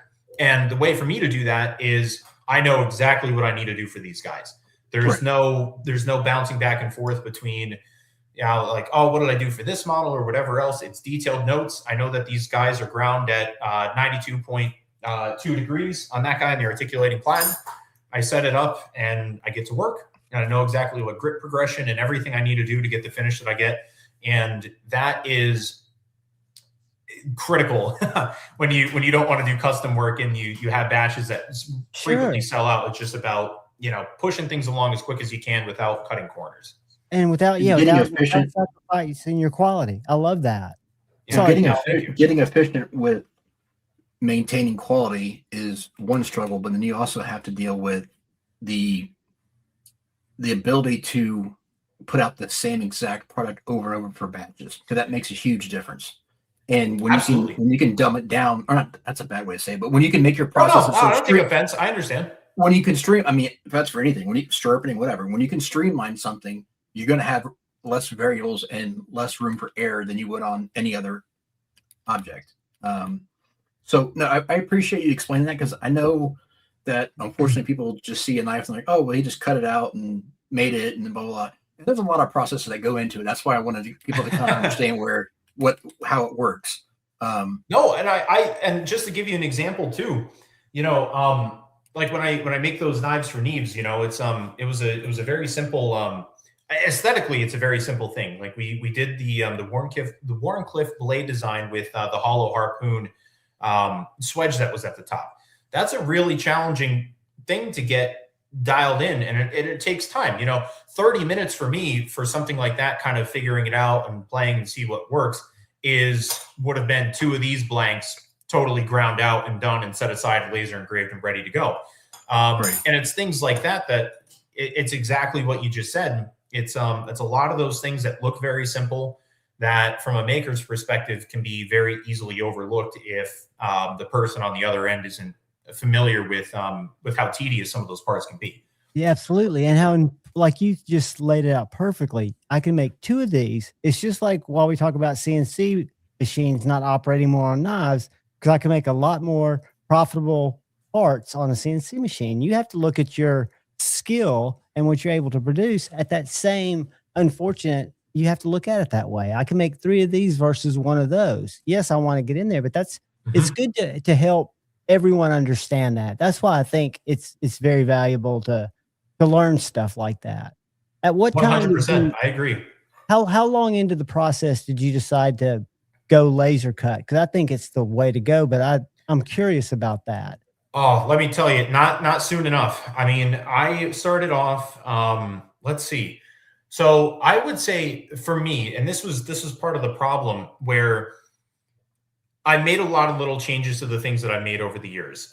Some models I've decided to totally scrap and to do away with, and others it was a long time to finally get down to that funnel. And it's the reason why I've never committed to any tattoos, is because my preferences change. And I think if I were to get something, I'd be, a year later, I'd be like ready to rip my skin off because I wasn't happy with it. So, but these, I finally settled on that, knock on wood. And for me, I would say it was, so I started making knives at 14, and wax wing became a thing officially in 2019. And I really, really hit the ground running, I would say, in 23. And I would say it was right around that time, about halfway through my like serious journey from 2019. So I would say like 23, 24 is when I made the switch to, first it was Waterjet through New Jersey Steel Baron, and their turnaround time, and it's no slight to them whatsoever because they're awesome people there. I've had nothing but good experiences. But they're inundated with orders. So of course, things slow down a little bit. So I had to look elsewhere. Yeah. Yeah, absolutely. Their facility is only so large. They can only do so much. And I realized my demand was going up, and I found Laser Precision Cutting Co. and, or Inc. I can always forget what the final acronym is there, or noun. And, these guys do a phenomenal job. I swear they respond so quickly to emails. I cannot sing enough praises about them. And I don't know them personally, but that process and that consistency of the product, like even something like making this little sharpening choil that's here by hand, it all takes time. And it's not high skill, but you're absolutely right. I mean, for any knife maker who's starting to get serious, laser cutting is well worth it. For your batches, and then it's also breaking down your time. What's it worth? Is it going to take you 30 minutes to cut that out and shape it versus, and then your abrasive costs, your other overhead versus having it done. If it costs you $20, that's a win-win. Absolutely. Depending upon what model, I mean, whether you go wire EDM, you go laser, waterjet, whatever you do, and that will have the pluses and minuses.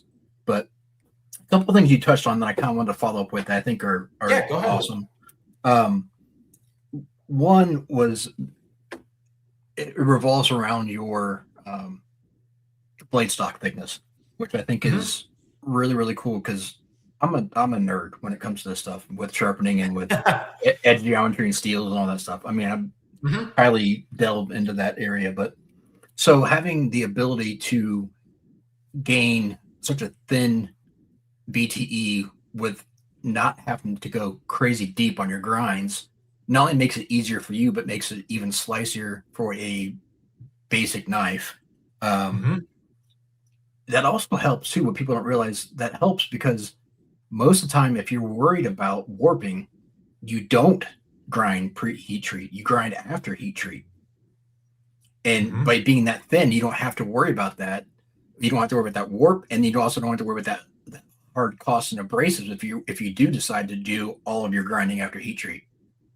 Absolutely. So that's kudos to you for that. And then also the touch base on that. So I would assume most of your stuff is going to be flat grind, because with a hollow, there's not much room there on a 0.65 blade stock thickness. Yep, right on the money. Yeah, you're gonna blow through that real quick.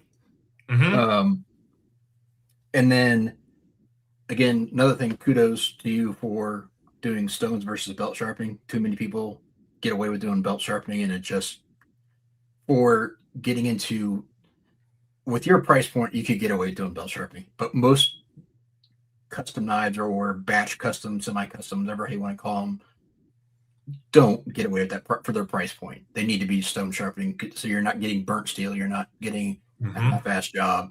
I mean, you're getting a knife that's going to have a decent bevel and it's going to last you out of the box. So again, thank 100%. You for that. Yeah, absolutely. And then the last one that I wanted to ask you about was, I know you mentioned a mirror braid. So just kind of going over your grinder setup, 2x48 or 2x72? 2x72. Okay. I can't tell with the background. So. No, it's okay. The proportions look, I mean, my hand looks bigger than it from this angle. So 2x72. Yep. And obviously not having to do a contact wheel because of not doing hollows. I'm assuming you're saving a little bit of money doing that. You do mostly flat flatten? Yep, exclusively. And then slack? Yep. Awesome. You didn't go down the rabbit hole of going crazy and doing air cooled or water cooled, did you? No, for me, like I tend to grind reasonably slow anyway. And again, it's the benefit of working with such thin stock. And to kind of jump back to something previously too, for viewers who aren't familiar with, stainless steels, they're plate quench, which just means that you're squeezed between two aluminum blocks. And the nice thing about not removing any bevels is that this thing is perfectly flat. So when you heat treat, there is basically zero risk of warp. And then the other thing is too, when working with stainless steels, when you remove too much material from one side, and not in reference to the final geometry, but let's just say you spend 10 passes on one side and 5 passes on the other, you're going to see this blade start to warp because of stored tensions. And then of course you have to flip to the other side. So I spend an awful lot of time, switching between the sides. I only do 6 passes at most and flip it around, and that helps keep things nice and straight. And for me, I've thought about doing like an air mist system, things like that. And I know that there's even some guys that have some water cooling systems for their platen themselves that run behind the grinder. And I like the idea of doing that. But for me, in my experience, I can grind one of these knives out in about 15 minutes, and I probably could speed it up if I were to implement one of those systems. But because I already have to pay attention to how the knife is reacting to the amount of material that I remove as I'm grinding it, it's so much easier for me to just grind 6 passes and dunk, or I should say 1 pass, dunk, and then do that 6 times over, then evaluate where the orientation of the tip is in relation to those, that kind of natural warp that happens. And I've never once had a blade overheat or witnessed the temperature or the temper change or anything like that. And that's been reflected in Rockwell testing and everything that I've done as well. So another nerd aspect of that, 5 minutes off, maybe, but to me, it's not really worth it. I was going to say another nerd aspect of that too is looking at what type of abrasive you're using and how you're getting cooling off of some of the belts versus other belts. Using ceramic versus using, aluminum oxide or cubic zirconia for your 36 grits, you're going to get better cooling off of those and better grinding as well too. And that's the other thing too about to bring it way back before with doing batch work. I know that I can get 3 knives, 3 hardened knives out of 136 grit belt. And if you look at that one pile, the one that's really protruding off the wall, every single one of those belts will have a big circle with 3 tally marks in it. And that's my spent, worn out belt rack that's right there that I use for deburring and all sorts of other stuff. And just another benefit of knowing your product and knowing exactly what it takes to make it. It's like I can say, if I do try to squeeze a 4th knife into this, sure. Will I save an extra $1 or $2 per abrasive belt? Possibly. But do I run a much greater risk of, doing 1 pass when the blade is starting to get thin and ruining the temper? Absolutely. So it's not worth it. So it goes in that I pile. think that's a great system that so many people overlook because you're also pinpointing your cost all along the way. So I look at it as lean in a small shop. You're making sure that everything is back. You're optimizing for the final product, which is a happy customer and a great knife. So I think that's awesome. Just the other thing too, on that belt, talking about the use of the belt. So if you have typical 3 knives and then you go on to the next one, you could squeeze a 4th one out of that, but that 4th one is going to take so much longer than the first 3. That's not worth the time and cost to go to another new belt. 100%. And then you're running the risk too of, because people don't realize, so when you're cutting hardened steel like that, it takes the abrasive off faster, but there's still life to be cut out of that belt. So you can use that belt for handle material, woodworking, all kinds of stuff. It's still sharp. It still has a absolutely. Just not for that knife. So not for its purpose. Yeah, exactly. By pushing the would need them. By pushing the envelope, you're actually wasting more time than you are the cost of $3 for the 4th one. 100%. So, and I've learned that the hard way when starting out too, where of course, like it's funny how you transition when you start going into this stuff. Where before spending $700 was like, oh my God, I'm going to throw up, because like, you're dumping it on something that is a consumable. But, now at this stage, it's like, I mean, don't get me wrong. It's still a decent chunk of money, but it's necessary to keep things going. And you realize that you waste so much time and money if you don't just refresh your abrasives and keep things moving smoothly, when you try to squeeze every dime that you can out of a piece of material, you end up losing dollars. So, and then you also make mistakes and have to go back and fix it, and that costs more. Yep. Yes. I mean, it's a matter of going back to what I was asking earlier, getting those processes dialed in so you can become efficient and know exactly where you're at. 100%. Yeah. You know your stuff. Yeah, I do okay. I would say you do more than okay. He didn't give himself enough credit, but he spends a lot of time learning through the same processes that you're talking about, from doing it, over and over and over. That knife I was showing earlier in the live, this is a knife that, I don't know if you know Level Up Custom Luck Knives. It's a guy, used to be NAF Sergeant. He was a No, that's cool though. I like that shit. This is one of his first 4 knives that he made, a Squall, and it was sold to another reviewer, Lefty EDC. And then Kyle sharpened it when Kyle first started sharpening. But this knife is so sharp, and he's gotten so much like miles better now. But he brings a lot of what I don't know about the knife business or the knife. I like to bridge that gap and understand, because I appreciate the art of the piece and the fact that it cuts. That's what I love about your knives. But hearing about your process and what all thought goes into it makes it more desirable for me as a consumer. And I think it's great for people to know. And Kyle brings a lot of that out in his questions. And I appreciate that, Kyle. No, those are excellent questions. And I love hearing like the technical questions too, because, for me, it's like having to streamline the process. I know what these knives cost down to the screws and the abrasives and per what I get out of one belt and what I get out of a third of a belt. It's stuff like that's really important, especially for me. Like, everything that I make is sourced from America. The steel, at some point, unfortunately, I think I will have to go back to ABL, which, perfectly fine steel, but European. But, for the American made, it's still neutral. Deviates from that a little bit. But it's every single one of these knives, like in full transparency, they cost me $35. And I know that I'm able to do that and to confidently say, yep, it's $35 because of the repetition and knowing that I can get 3 knives out of one belt, and I'm not losing pennies. But at the same time, that means that I don't have to overcharge my customers, because there's like a gray area where I'm like, I'm not really sure how much this costs. And you're controlling your quality down to that same precision that you're controlling your costs, which I think is huge. Because I want people to use them. The good thing of that too is that I'm sorry, go ahead. I didn't mean to interrupt you. No. I was just going to say I want people to use my knives, and I want the price point to reflect that too. That was all I was going to say. So go right ahead. No, I'm just going to say in the fact that even being transparent is great, but the fact that you can get your costs down to $35, including a lasering, which hell, if you get a blade wire EDM, that's $40 a blade. Yeah. So you're going in the avenues that you can get the best bang for the customer, not just for you. So, and then at some point, your time is valuable. And when you break down what it costs to make a knife, you're not making very much money per knife. People don't realize it's not a get wealthy process. You wouldn't be making knives for that.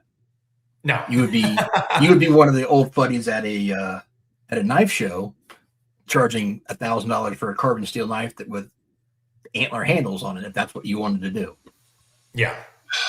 And I think what's awesome about what Trevor set up, Kyle, is I could see you have the ability to scale, I would think, at a really aggressive pace if you wanted to or if you needed to. But you seem to be controlling your growth based on what you want to do. And I think you are in a very unique opportunity to segue into making this a full-time thing. I think being a forester would be freaking awesome. Even if it was full-time work, I would do it I want to introduce you. This is my best bud over here, Edgy American Blades. He's a maker too.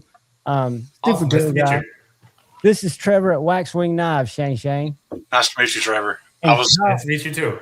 I was going to lay back and relax and enjoy this podcast because I'm really enjoying listening to Trevor. But I came on because I know Kyle, at the very least, and possibly John are both sitting there thinking, man, Shane needs to hear all this. I already had it saved this into you. I know Kyle is sitting there taking notes, jotting things down, because it's crazy that you guys have talked about everything. Look, not a lot of people know this, Trevor, but Kyle is he's the sanity behind the insanity of what I do. Without Kyle, it would have already ended. Like he tries to keep me on the straight and narrow as much as possible, but I've got a lot of health issues that constantly hinder me. But not only that, I'm very scatterbrained, and Kyle kind of keeps things coordinated for me and there you go, the right direction. And that is a stage that I'm at. Is exactly what you're talking about. Like, should I start getting knives lasered? But my question for you is, and I'd almost bet you had this issue. I constantly feel like I don't have a model that I have enough confidence in selling 50 of to have a batch lasered. Did you have that stumbling block? Like, yes, just self-doubt. 100%. And this was so. And I would encourage you with that company, Laser Precision Cutting Co. Awesome group of people, and they will do small batches. Now, mind you, like, because I do an entire sheet of steel, my knives usually cost anywhere from, I believe that the Zephyr model that I'm going to be introducing is like $5.50 per blank. And then these guys are around $6.50. So they're reasonably inexpensive. And it's, from Nitro V, sourced from New Jersey Steel Baron. And I was terrified of that too. Like having a ton of overhead, especially you get even 30, let's say even they're $3 a piece or whatever, it's like suddenly you're out of $100 and sitting on a bunch of steel you don't know if you're going to use. For me, what I did was I found handle ergonomics that I really liked. And that was the part that was critical to me. It was like, I like how this feels in my hand, but the blade can be manipulated however after the fact. And if you want to make this a giant rectangle on the end, go right ahead and do that. For me, I knew I want to make a relatively small knife. Yes, that was the same idea I had, was just have the blade portion just like you do. It's just a rectangle. Just cut off at the end. I'll shape it. But my point is, you can't cut those out and shape them and drill them for $5 a piece. No. and they're all going to be a little different if you do. Like I just did a batch for Northern Knives in Alaska. It's my first retail batch of knives. Awesome. Congratulations. I've just recently broke triple digits in knives that I've even made. That's awesome. I'm barely over 100, but so I was very cautious. I wanted them all, because nothing I've ever made in the past that were two of them identical. They all had a little bit. I tried really hard to at least make them all the same length, the same profile. And doing that by hand was it's challenging. It was a night, and there was only 10 of them. So if you'd come and told me, "Hey, man, for $55, you don't have to do any of this, and you can have the peace of mind of it being perfect," I would have paid the $55 immediately. I promise you, it's worth it. It is so unbelievably worth it, because honestly, out of all the processes of making a knife, I hate this part the most. And it's not because it's particularly difficult. It's just time consuming, changing, a 3/16 inch bit to a 1/4 inch bit, and then getting a round file or starting with a triangle file to get that going. It's then swapping out from a flat platen to the small radius wheel. It's awful. It's so worth it. I hate every minute I spend in front of the drill press. And it's the least important part of making a knife too. Yeah. 100%. You're absolutely right. And it's mind numbing. Yeah, I hate it. Yep. It's not that it's hard work, it's that it can't be over fast enough. Like, I want this to be done. But you can see the type of quality that Trevor's getting out knife after knife. I am amazed at what he's able to do at that price point. Thank you. Yeah, a lot of it does have to do with the thin stock. I know a lot of people don't want to do that because it's not, I would say it's coming into, I would say slicers are becoming a little bit more popular. I would say in the last 10 years, a lot of the larger like combat and Rambo style, really overbuilt knives were popular. And I imagine there was an aspect of that was driven by predictability and reducing returns on from failed blades and so on and so forth. But I mean, you have to trust your customer. I know that the people receiving these knives are seeking them out because they know that it's a light duty knife. Right. But most knives that you're going to use in your day-to-day life are for light duty tasks. So it should excel at those things. So I would say like maybe even double the price. Let's say maybe not double. I would say you're probably going to expect to pay like $9 to maybe $11 for like I don't know, like 3/32 seconds inch steel. 1/8 inch it might go up to $12 a piece. I don't know. It might vary a little bit, but if you have a model that you're like, that's my flagship, I want to stick with that. I promise you, it's well worth doing it. It will make you fall in love with knife making again. Not saying that you ever fell out of it, but for me, most of what I've made has either been 1/8 inch or 3/32. And what did you say you're using? 16th inch. 1/16. Yeah, I would. I've actually got some 16th Magna Cut. I don't know if you were in here when John was showing that fret that B Shady just received. That knife John designed, I made them. Oh, that's cool. Right there. Those are 3/32. But the next batch will be 1/16. I found some 1/16 Magna Cut. Nice. But the issue I've had is I buy mostly from Pops or Alpha.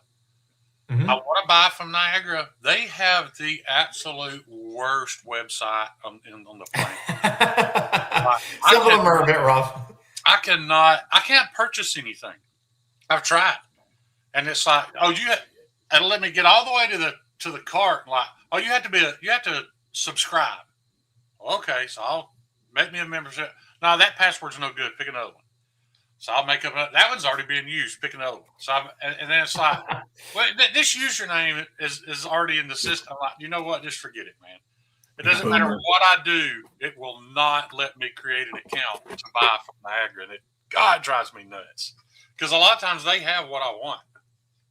Yeah, well, let me tell you this too. So, Laser Precision Cutting Co. And mind you, I've been hyping them up like I'm an affiliate or something. I just really do appreciate I appreciate you sharing the knowledge. I mean, I think that's invaluable.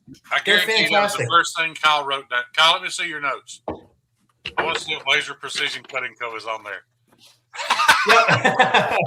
Well, those guys, they source. You know how awesome it is to have a guy that you can depend on. Like I was like, there's a world of difference. Knowing what Kyle was doing and finally I was like, I gotta join because I don't want him to do all And I want to hear about Jared and your batch project too. So because we were all Jared Neve fans. Yeah. Hang on one second. Channel kind of outgrew us, but so. So, do you want me to show off one of yours? Are taped up right now. Do what, buddy? I didn't know if you wanted me to show Trevor one of yours. Yeah, so I'm only going to be able to stay on for about another maybe 8 minutes or so because it's getting kind of late here. It's almost 11 o'clock. But so these are the ones that Jared designed here. And we decided to do Nitro V. These guys are 3/32, so they are a little bit thicker. Sorry for the harsh lighting in here. My shop is, it's great to work and not so much for camera work. But I taped these guys up because I'm currently working on the sheaths. And we decided to do a full flat grind, and you could see the hollow harpoon a little bit there. It's a little fuzzy, so again, I apologize about that. And then with their new logo that they're starting to use on their blades, which is a thumbprint, which I thought was a really cool logo idea. And these guys are sweet. I mean, they're thin little blades, and I ground these very, very thin. Realistically, these guys are probably close to. Gosh, I wouldn't even be surprised if some of these are down to 0.006 of an inch BTE. Well, Jerry, you're the first maker I've run across that seems to share what I do because I do the same thing. I shoot for 8 or thinner. I want thin stock. I want good geometry. To be honest, 100%. It wasn't as much about my passion in the beginning as it was making it easier for Kyle to sharpen them.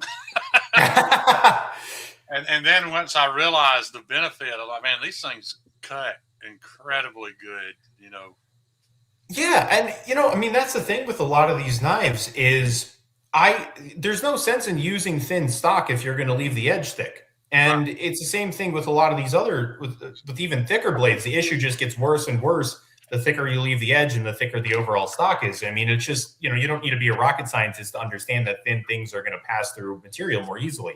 And that goes both ways at the edge and at the spine. And, for me, it's like, I think a lot of people are trapped in the mentality that thin knives I've heard some people refer to my knives as EDC paring knives. And I take it in jest because, paring knives are thin too. But I think a lot of people are stuck with the mentality that thin implies weak and, thin implies that it's potentially going to break. And sure, there is always a greater risk with thinner stock. But the reality is metallurgists have been working on this stuff for an incredible amount of time. And I fully trust that they are going to make a steel that can withstand these things. And I have videos of me, the fully ground knife at 6/1000ths of an inch thick behind the edge, clamped in my vise right there, bending to 45 degrees and returning straight. And it's like, in what world are you going to do that with a light duty knife? Sure, you might break the tip, but every knife should have an acute tip on it to begin with. So that has nothing to do with blade thickness. Knives are being consumed for, they're perfect for what they are. Thank so you. How did the knives you make are good for 95% of what we need a knife to do. That's right. In the military, we open crates with knives. But guess what? Sure. those knives didn't cut for shit, man. They were horrible. Oh, I can imagine. Yeah. So was Jared your first big project outside of your projects that you were doing yourself? Did that put new challenges on? And I know you're running out of time, but I'm just curious. Yeah, no. That's a good question. Yeah. You need to explore. So, I don't know. Honestly, it's been so long at this point. It was Jared's partner, Matthew, who reached out to me, and he said that he had an interest in my work and so on and so forth. And honestly, I thought that it was I thought that it was a scam at first, because I'm like, they're not reaching out to me. I only had a few hundred followers on Instagram and everything. And no, it was legit. And I ended up sending them, I believe, both a chitin and a nymph, both of those models, and they really liked them. And they said that they wanted to try to do, a full-blown collaboration. And I was like, I was super excited about it, but we'll see what the design is first, because very clearly there's a trend in kind of what I'm going for. And I wanted to see if the knife was going to at least fit into kind of my brand. And of course, hindsight, they wouldn't have asked me to do something that was outside of that anyway, but you never know. And so they sent me that profile, and I was like, man, that's really cool.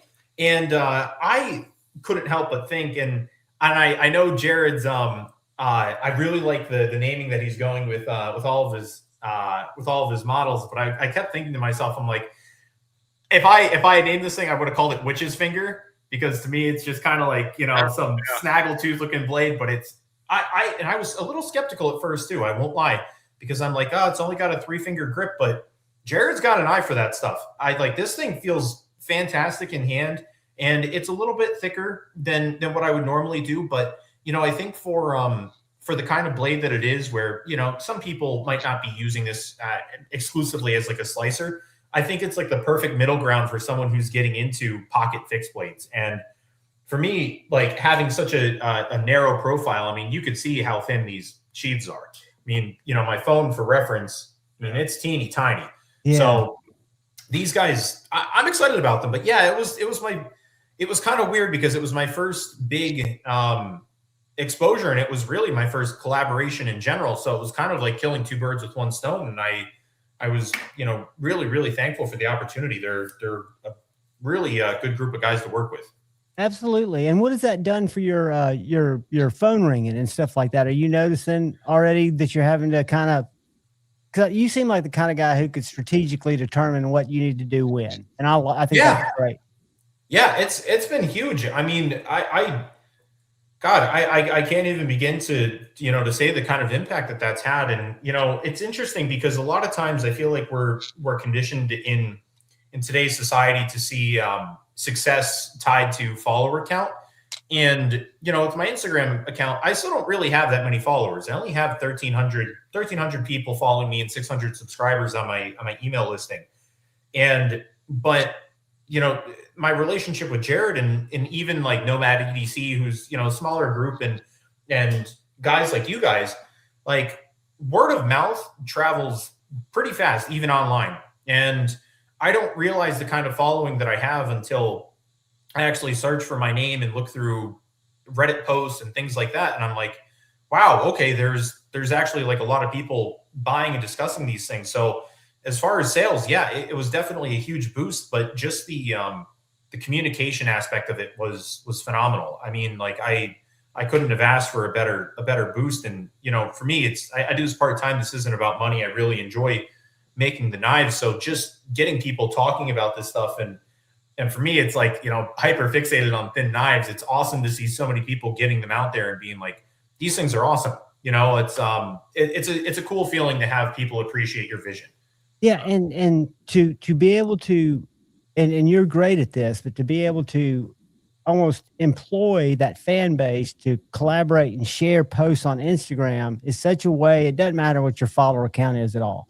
If you've got people out there that are spreading the word, sharing the knives, posting them, it's got to be huge. And I know Jared's impact's got to be huge. And I'm proud of you, dude. And I'm stoked to see what you do. Thank you. I don't want to keep you late. I know you've been awesome to answer a lot of questions. I'll let Kyle and Shane throw one at you before you go, or just thank you for coming, and know that this doesn't have to be a one and done. You're welcome as a guest. Anytime you have news, anytime you want to use the platform, it's yours. I appreciate it. I mean, you guys were genuinely like a blast to talk to. So thank you. I don't know if you've paid attention to the chat, but that sentiment comes from them as well. Everybody's been really, really excited to have you here. You know, I saw somebody say this is John's best podcast yet or best interview, something like that. that means a lot. Thank you. Thank you, everyone. What's weird for me is that when Jared announced this collaboration, it was like overnight. In reality, nobody knew who you were. No, not at all. But then it was just like overnight, it was just accepted that Waxwing was this reputable maker, because Jared wouldn't have collabed with you, you know, if he didn't trust you. So like, I just assumed you'd been around for years. I've only been doing this. I've been doing this. No, I'm only 26. I've only been doing this a few years. Yeah, I've been doing this. You've got a great career ahead of you, buddy. And whatever you decide to do, your methodology is spot on and inspirational. Thank you. I really do appreciate that. You got a good head on your shoulders, Trevor. Yeah, I appreciate that. Thank you, guys. It really does mean a lot to me. And, you know, it's every day I'm humbled by the feedback that I get from customers and, you know, people who are repeat customers. Words can't describe it. It really does mean an awful lot. And, you know, I appreciate you guys taking the time to talk to me and, you know, pick my brain a little bit. And I'd be happy to come on again. This is a real blast. So thank you. We'll definitely schedule it. I got one last thing for you, Trevor. I want to show you this knife. I'll let Shane describe it. Yeah, that was one of the first 10 knives I ever made. Awesome. And much better than my first. Like, I bought it and it had black micarta handles with black pins. It was very plain. Yeah. That particular gentleman is Brian over at B's Blades. I don't know if you've ever seen his channel. Yes. Mm-hmm. And I asked him to send it back to me. He hasn't seen this knife yet. I custom made these handles. I poured the epoxy in that whole beehive fashion. He hasn't even seen this yet, so it's about to go to him.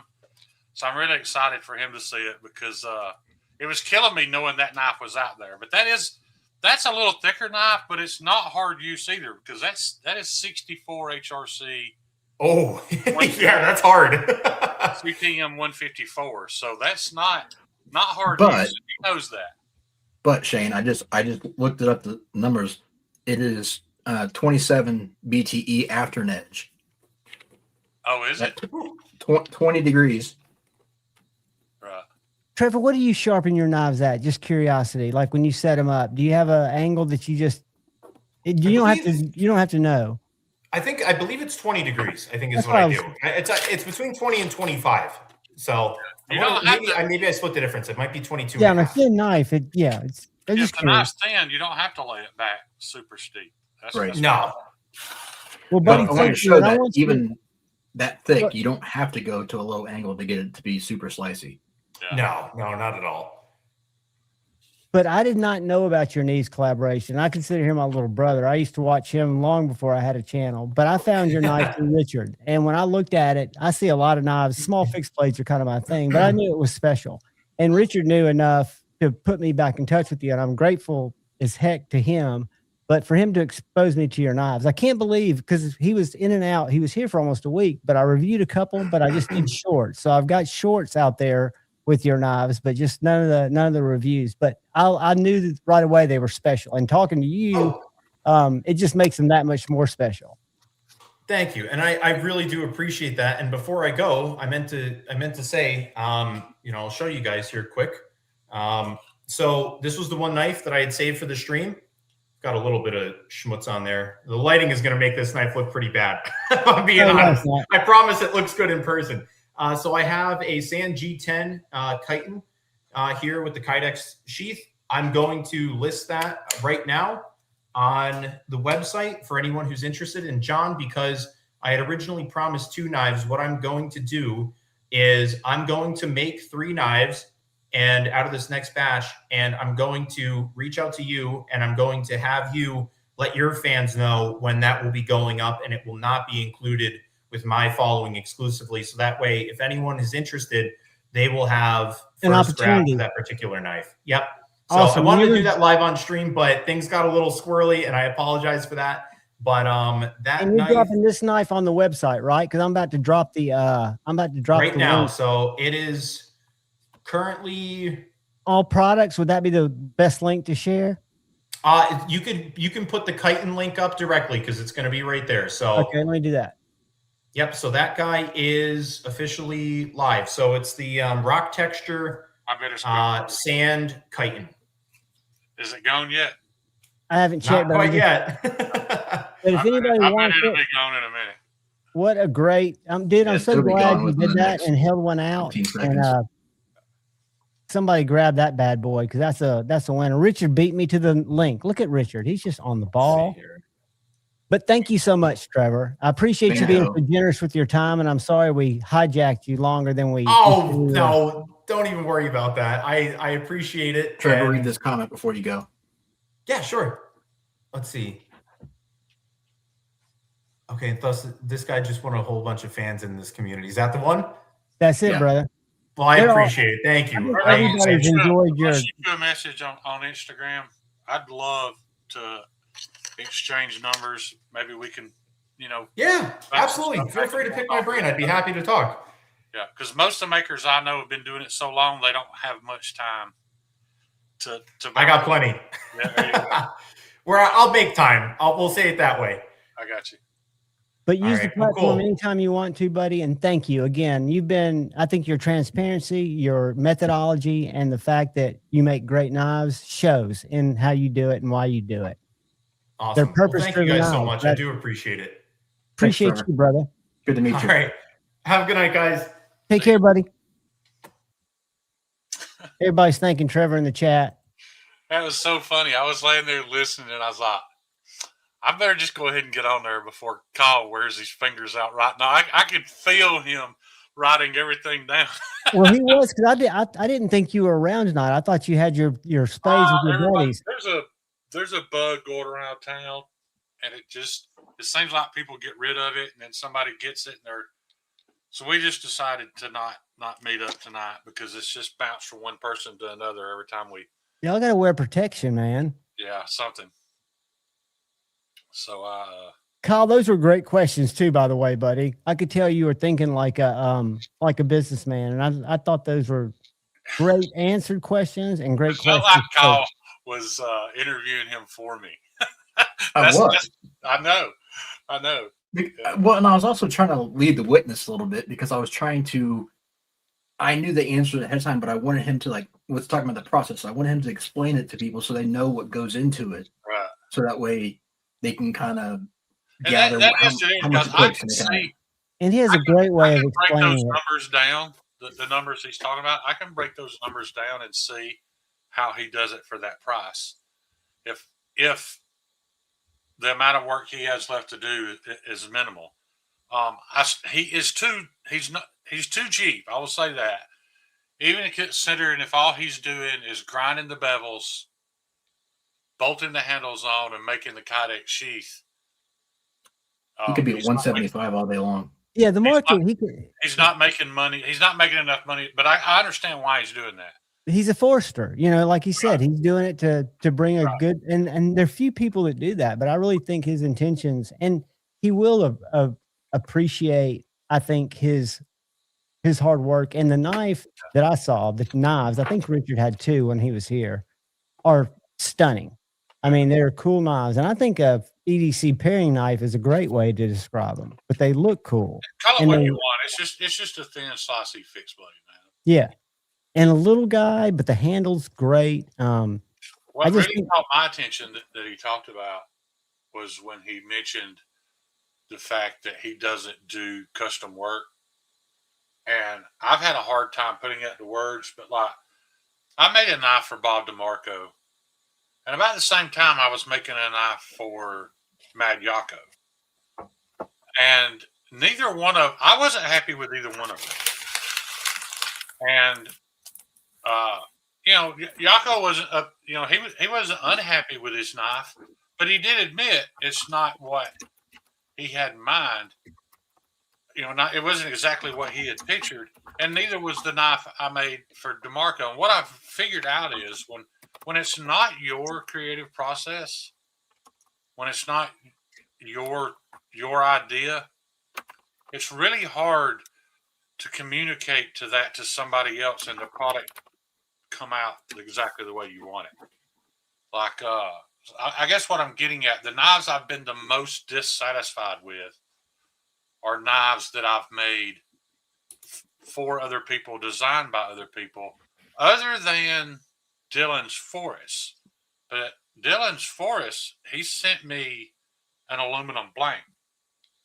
You could just right, and Cheeto sent me a plexiglass blank cut out. So I had that to cut it out exactly. But when you're just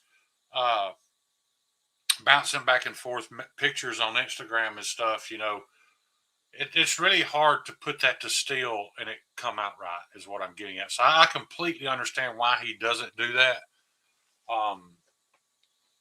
Because like you said, you end up taking on a job and realizing there are parameters of making that knife that you're not completely comfortable with, because it might not be something that you're great at, Like I've turned down knives for Cheeto because of the swedge work that he wants. And that doesn't mean that I hate swedges and I'll never do them. I've already started doing some swedges, but I'm not ready to do Cheeto swedges. One of the things, and he earned my respect when we talked on the phone a couple of weeks ago, because I mistakenly scheduled him for last week. But when Jared's partner reached out to him and he said, well, I need to look at the design to see if it aligns with my brand. Yeah. And he told you already how many followers he had at the time, right. And to me, the integrity of that, to make sure that it was a match, right? I think that's huge. And not just everything that he said do I like, but his knives are awesome. Well, Terry, that's just the homestead. Richard, I may take you up on it, but right now I'm good, brother. You've got a couple of homesteads headed to you for shoes to be made, and but that one's a spear point homestead. I make it in a clip point and a straight back. You're right, that is a great camp knife, and I can make them at a lower HRC so that they're tougher, but. Richard, I'd love to review those bad boys. Shane, some of the questions I asked were solely because I wanted someone else besides myself to say it, so maybe you grasp it. I knew exactly what you were doing. It's weird that we're connected that well. Like I was laying here thinking, this motherfucker. Well, the whole time I was thinking is I could picture Kyle and this guy out playing golf, shooting the shit. Yeah. And just being, they just struck me as two guys in the same. He's the first guest we've had that Kyle didn't hurt his feelings before the live stream was over. Only one guy, and he was Canadian, so he doesn't give a shit. He doesn't count. No, he's the one that is he the one that told me my audience? Yeah. Oh yeah, that guy. But yeah, Terry, that's the Homestead. That's just the same knife as that clip point that's been very popular here lately.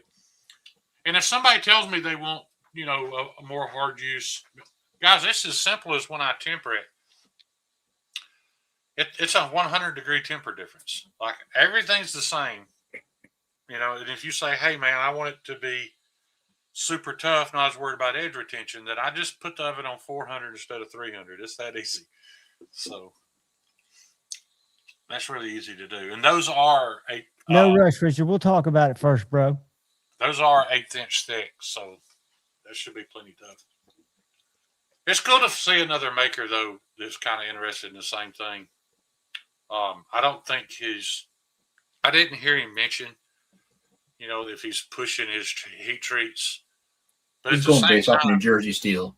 Right. Protocol. Even if he's doing an industry standard heat treat, which in a lot of cases is fine, some it's not, but even if he is doing an industry standard heat treat, with that geometry, it's still going to outcut every other industry standard heat treat knife in that steel. So, yeah. Hey, Shane, doing custom batch, that's still better than most. Oh, yeah. Yeah. Absolutely. B. Shady's got a question for you up there, Shane. What do you say? Says Trailhead and Fret. What will be my third, Shane? Hey, man, whichever one you're ready for. You just got a Fret. Oh, that Fret is gorgeous. He has a Trailhead too. That's right. That's completely up to you, man. I just see, Rick, I agree. I think they're, like we all said, they're all too inexpensive. But for him and what he's doing, he told us what it cost him to make one. Granted, I don't think he's given his time enough value. What did he say he had in it? I didn't hear that. 35.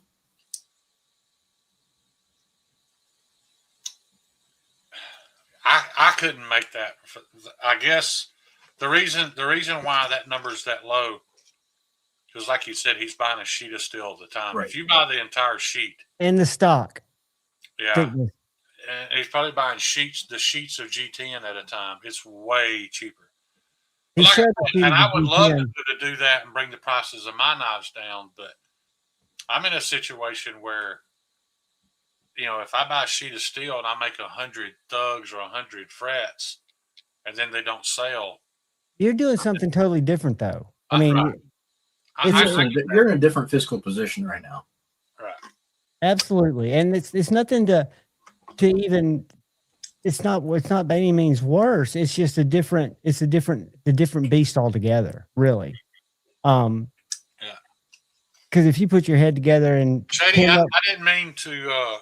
I wasn't having a very good day, guys, to be honest with you. Join the crowd. I know. I heard. You got me just wondering too if it is something in the water. But and in all honesty, that guy was so bright and bubbly. He kind of helped my day out. So what, John and I are chopped liver now? No, and well, what you were doing made me feel a lot better too. You really got me tickled. But to be honest, the reason I bring it up though, Shady sent me a message on Instagram that was very heartfelt and touching, and I was having such a shitty day that I felt like it would have been unfair for me to reply to it at that point in time. But that really meant a lot to me, Shay. It really did. And I don't want you to think that I read it and just moved on. I just you couldn't find the words right then. I know that feeling exactly. And you're speaking to the choir. I think everybody. Jeffrey Dawson, when he sent me that message, it was the same way. I didn't even know how to respond. It was a couple of days later before I brought it up. But that's probably two of the greatest responses I've ever got from a knife customer. That reminds me of why I want to continue to do this. When you get messages like that, I like the way that he also feel bad, Shady. He's ignored me all day too. Well, to be honest, guys, I haven't been awake very long. I had a rough night last night. I wasn't in extreme pain. I was just in enough pain that I couldn't sleep. And when I finally went to sleep after sunrise this morning, I had to get up at noon. There was things I had to do today. And I slept through both alarms and woke up at like 6 p.m. So pretty pissed at myself. But it is what it is. And rest comes first, dude. Your body shuts you down, and that's to keep you from overextending yourself. Yeah, I had been a long period of time without sleep when I did crash this morning. But that, I tell people who are close to me know that with all the health issues I have, I can overcome. I can deal with almost all of them and still do what I need to do. It's my inability to regulate my sleep really hinders me more than anything, especially in my knife making life. My lack of a decent sleep pattern. Because like today, I had a 3-hour window where it was in the 50s, and I could be in the shop and get some work done. And I slept right through that 3-hour window. Now I don't know when I'll have another window that it's going to be that warm, because it looks like the temperature's dropping again. So anyway, I was pretty upset with myself. And then I read that message from Shady, and I really appreciate that, buddy. Yeah, you got to take it easy on yourself, man. Life comes at you fast. Yeah. You got to deal with it, man. It does. Absolutely. I would give anything for just like I don't want to start some narcotic, but just an on-off switch. Where at 10 o'clock, I could just shut off and go to sleep. And as I said, I'm not even striving to wake up at 8. Ask them about Ambien, Ambian, or E. I have to ask them about something. I don't know if I want to go as strong as Ambien. Ambien's non-narcotic. You can't overdose on it. I know a guy who I'll tried talk to. to you on Ambien, and I don't want to be that person. It's not narcotic, but you can get addicted to it, shit, John. Well, if you take it once a night, sure you can. But what's it's also you can get addicted to insomnia. And I take the lesser of two evils. I would try other routes first, like melatonin or something natural. I did. I tried that. But Ambien doesn't always work. Like Ambien for me, I had to try it once years ago, and I did the complete opposite. It made me wired out of my mind, like I was on speed. Well, it's you've got to. The trick is, maybe you tried this, but you got to be in bed, preferably with a book, and then take it because it's got a quick action time, and it won't make you fall asleep like a old-fashioned. Knife Nut 69, because Chris Cornell's wife swears that Ambien's the reason he's dead. Yeah. You can look it up. She will tell you Ambien is why Chris Cornell is dead. Well, so John said this 100 times. I'm certainly not going to ask for Ambien. No, but I can tell you that I know a guy who tried to unalive himself back when he was a banker, taking 2 bottles of Ambien, and they didn't even have to pump his stomach. Yeah. So it can make you do crazy things. But I'm already not stable, John. I don't need anything that. But I'm telling you, the worst thing is like looking at your phone at night or doing anything that stimulates your brain, makes it harder to sleep. But insomnia will aid you, I know for a fact, faster than anything. It's horrible to not be able to sleep. What is that? Autoerotic appreciation. Yeah, ask NXS how that worked out for Michael Hutchins. I mean, Dawson, I could go that route, but that's going to cost me at least $150 a night, and I don't have that much money. It's worth it though. You got to go broke somehow. Oh, wait a minute. Dawson's talking about doing that himself, isn't he? He's talking about the Michael Hutchins or who was the other guy? I instantly pictured having help, but no, you're just talking about Robin Williams. No, it wasn't Robin Williams. It was that's exactly how he went out. Oh, did he with doing that? I knew it was Michael Hutchins, but it wasn't. Was it Anthony Bourdain? Was there some? I know his was ruled something different, but there's a bunch of stars that killed themselves on Ambien. Robin Williams did that with a David Carradine. Thank you. Trying to get one off. Yeah, it's weird. It's weird what fetishes people fall into. It's not that they're fetishes, dude. I've got this theory with famous people, rich people, all this stuff. Like, you know, and I don't want to talk about politics or stuff like that tonight, but like, Or the Illuminati. you ask yourself, when you ask yourself, like, why would these extremely wealthy, powerful men even go to Epstein Island? I mean, you know for a fact they could pay for better than what they got. They run out of options and highs. Right. It's the taboo. It's the I've accomplished everything. Nothing is a challenge anymore. What's left? That's why they end up doing that kind of shit. It's so deep and dark. I guarantee you. Can you imagine being Mick Jagger and some hot chick just taking her clothes off in front of him? He's like, "Yeah, whatever, man. I've seen all that before." You know, that's why he started sleeping with men too. They just get bored. There's no challenge left for them.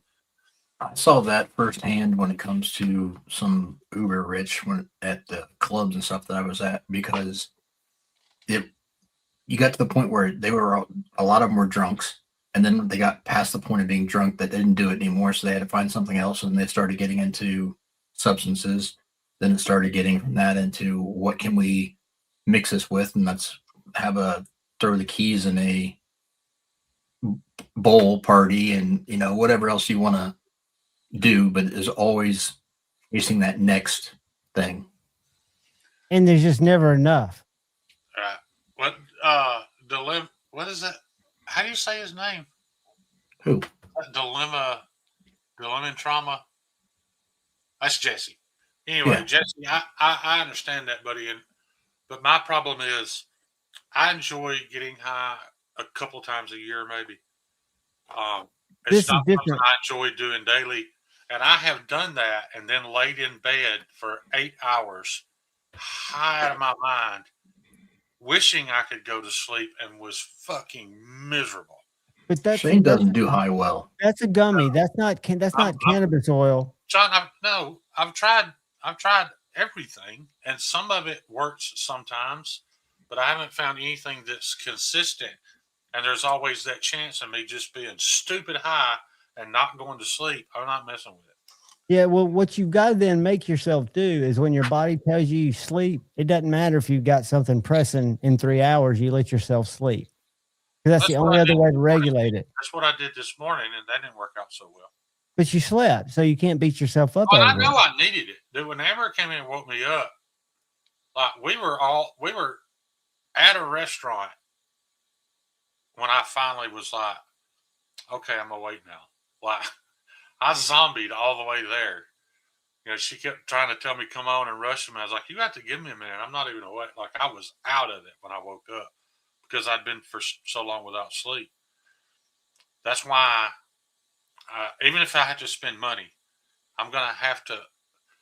You guys don't know this other situation I got going on, but there's a shop literally a quarter mile from my house. The name of it is Driven Street Performance. And they build, one of the trucks down there right now is 1,700 horsepower, all aluminum, big block, twin turbo, drag truck. That's their hobby. But it's a nice big shop. And the guy that owns it got tired of working for the public. So now he sells memberships. It's $100 a month. You get a key to the shop, and you can use it for whatever you want. You can do whatever you want in there. And they all meet up on Friday nights and play cards and sip bourbon and hang out and have a good time. That's where I usually am on Friday nights here lately. But my point is, I have an area, and I really think it would be a good idea for me to set up a grinder. Not take everything from Meathead Shop, but just to set up a minimal grinding station there, because at 2 a.m. if I'm wide awake and feeling creative, I can drive a quarter mile and go work for an hour. Absolutely. 30 minutes, 2 hours, whatever. And not only that, it's heated and cooled. Dude, I'll wake up at 4:30 in the morning sometimes because I rarely make it even to my bed. I just fall asleep on the couch. It's terrible sleep habits. But I'll get up and I'll film videos at that time. And sometimes it'll be 11 o'clock. I go in at 2 I've got to set my alarm because I know I could fall asleep on the couch at any time for like an hour. I'll lose hours, which are good, but I'll lose them like that. Yeah, John, but the thing is, you could be asleep on a love seat, and it's like a California king to everybody else. True. Very true. Very true. I mean, You guys need to understand when John says he sleeps on that love seat, and I'm not making fun of John, it's on one cushion. Like, yeah, I will sit up. He goes from sitting, and he kind of collapses his body like a cat and curls up and sleeps on that. That is an apps. I think, I don't know if I've learned from Puck or if Puck's learned from me. Can you see the cat up in the right corner? Yeah. You know how I usually do an angry, that's actually Puck giving me the go to hell look. I just use it. But no, man. You guys remember the rabbit that was loose in my yard? The not wild rabbit? Yeah, the rabbit that kept coming wanting you to save it. Right. Well, we finally, a couple of months ago, we caught it. You know, we caught it twice and give it to its owner, and she kept letting it get loose. But anyway, they've moved, abandoned the rabbit. So we caught it and brought it in. Well, my daughter works all the time. Congratulations, brother. And to be honest, we kind of forget that the rabbit exists. It doesn't make any noise. You know, I'm not saying it was, you know, she kept it fed and everything, but it was getting no attention. Well, my granddaughter is homeschooled, and she's home a lot. So I asked her if she wanted the rabbit. Because I felt bad that, you know, it wasn't getting any attention. She called me the other day, freaking out, because they've also got a kitten. A little female kitten. Literally, it doesn't even look big enough to be weaned yet, but it's running around the house and it eats. Tiny little kitten. And we were curious how they were going to get along. Well, they love each other now. But that rabbit spent the whole first day showing its dominance over that kitten. And she's like, oh, I can't get this rabbit to stop humping my kitten. Rabbits. Rabbits. It can't get her pregnant, right? And I said, no, can't get her pregnant. But yeah, that rabbit spent all day just mounting that poor little kitten and wearing it out. But now they sleep together. Yeah, they're best friends. Rabbit's gonna rabbit. Yeah. Man, the way animals tolerate each other is an absolute trip. Because I told you, had that cat been full grown, I wouldn't have even taken the rabbit there. But let me tell you something, guys. Rabbits are much more capable of defending themselves. You can look up videos of rabbits fighting off coyotes. Dude, they'll jump up straight in the air and get them hind claws to go at like 1,000 miles an hour. A rabbit will fuck you up. Yeah, they can fight. If you ever pick up a rabbit, if you've ever owned one, you know that when you pick it up, you immediately press it against your body. Yep, so it can't get its back feet. It's going to get those back feet to go, and it will claw you to pieces. But yeah, they're married now. Drinkwater. Yeah, and the thing is, all animals, if they grow up together and they gain that respect, they'll be BFFs. Because Tippy and Puck have had this totally weird relationship where Tippy bullies him. Well, 2 days ago, Tippy was on the first step looking out at the cemetery, just gazing, just chilling. And I watched Puck walk down 2 steps and touch her on the back, and Tippy didn't move. And so Puck jumped all 4 legs towards Tippy and tackled Tippy. But what flew up was 2 puffs of gray fur. Tippy doesn't have any gray fur. And then they disappeared, running off, squealing at each other. Well, today they were asleep on the porch. Not an arm could get between them. I mean, they're like BFS because Puck learned that no matter what I do, this cat's going to fuck me up. So I better be nice to it. It requires a hierarchy. I mean, they've got to have an alpha beta. Yeah. It's a necessity. It's a necessity in human beings. It always has been.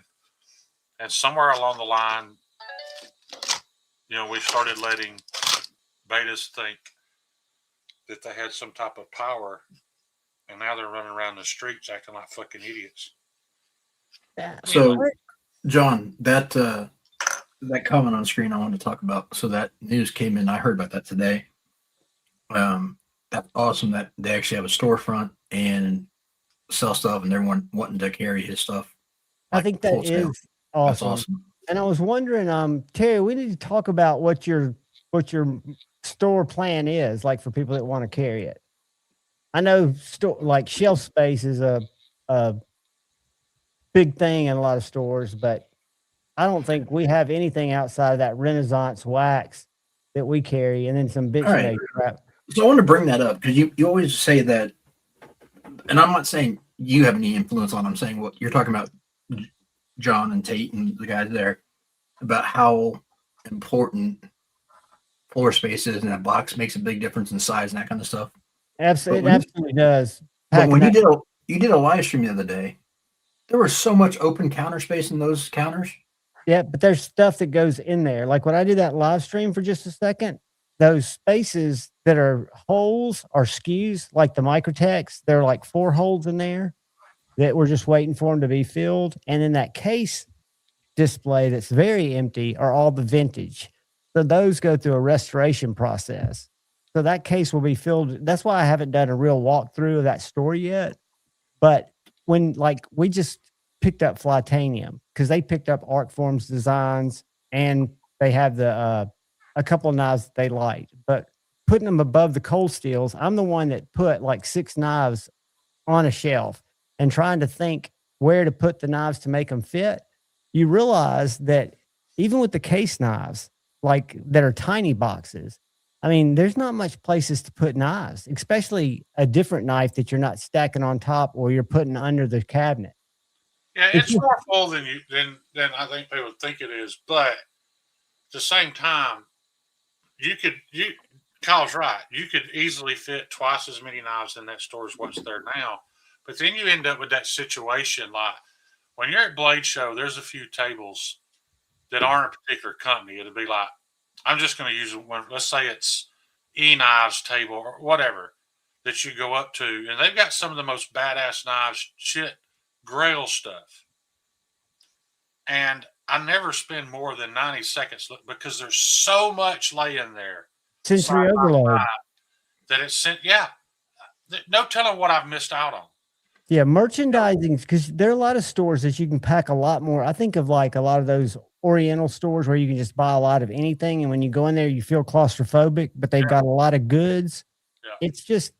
I think different stores, sure, you could carry more. Yeah, I wasn't saying do it that, John. I wasn't like nitpicking and being I know. I just, to me, it seemed like there was an awful lot of space to be complaining about box size and like the ability, like you don't have to have all the boxes in the case. Like you can have just a little bit in there and have your stock in the back.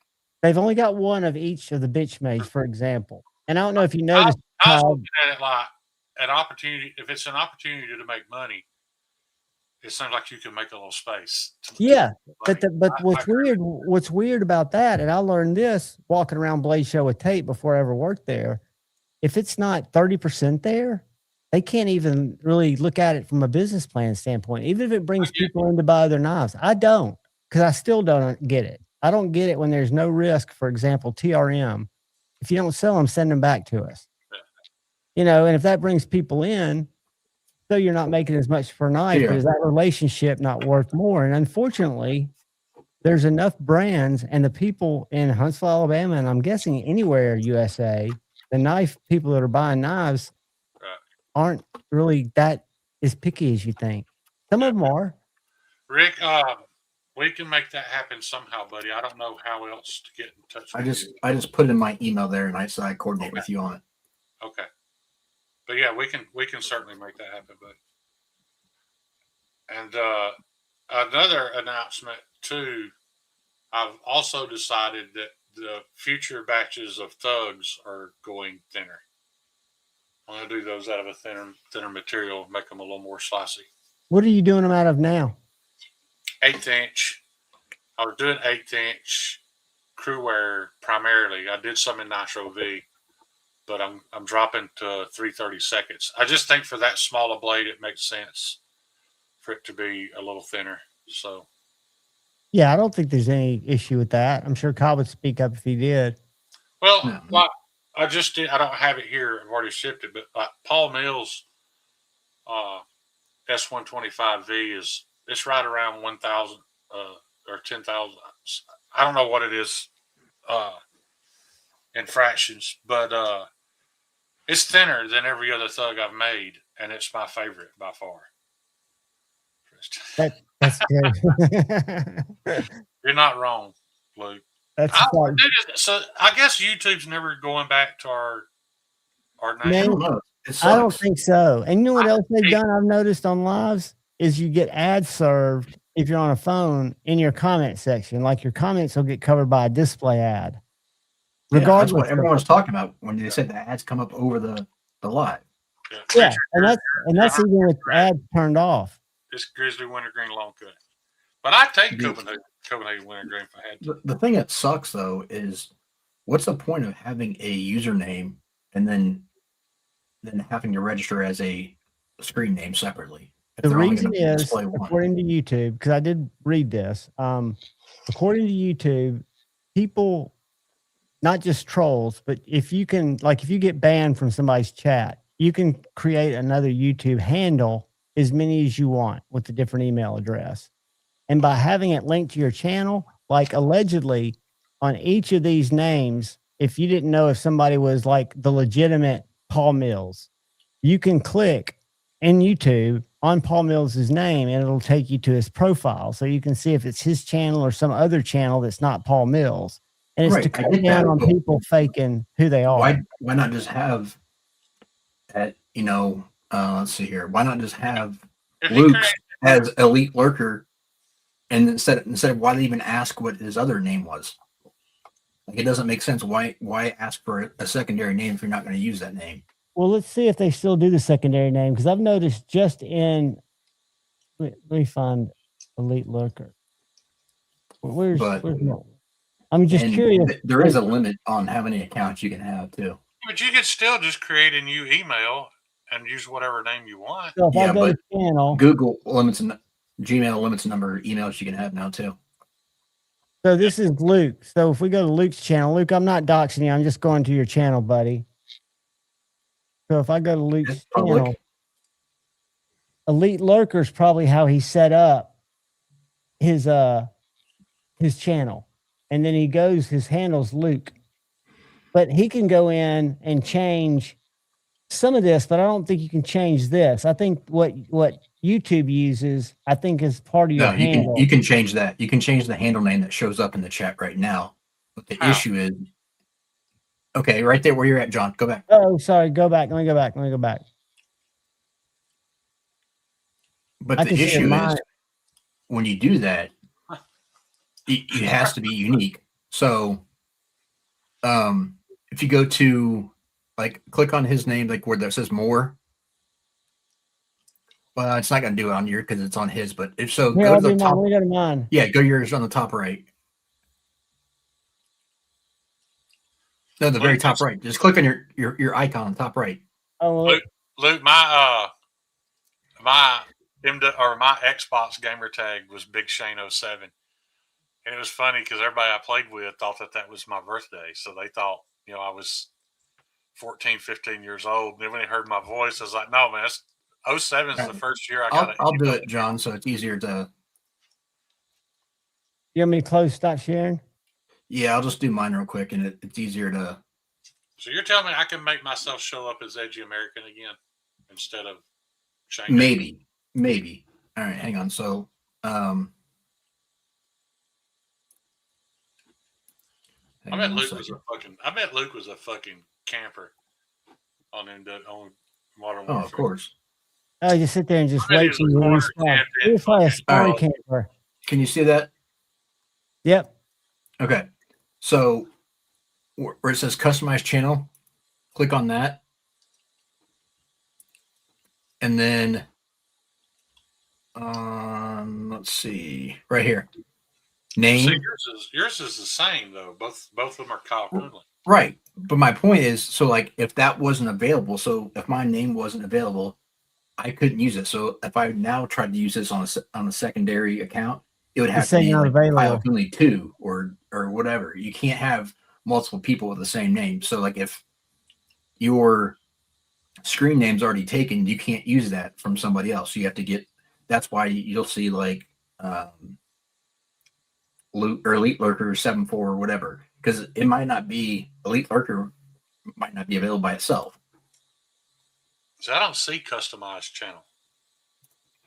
It probably on your phone. You have to be on your computer, Shane. Oh, you think so? Well, it may. No, you can do it on your phone.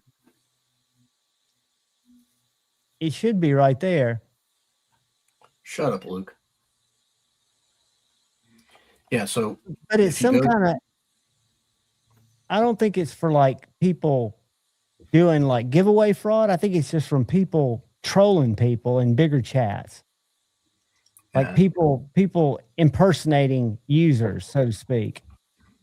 No, because if you look at like what on Stevie's last one, there's, I'm not going to say who it is, but there's one person who always clips pictures of Stevie when he shows them and then instantly starts a new account with his name.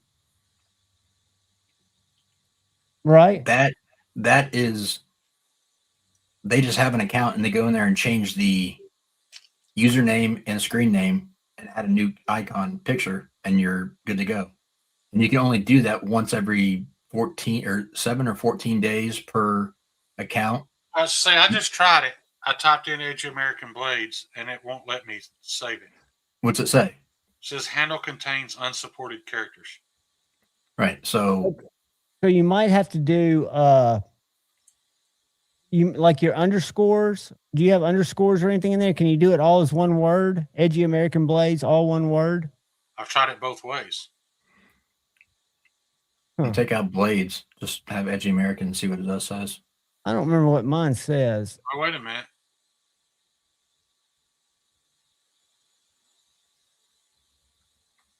Yeah, it's letting me. I think it's checking.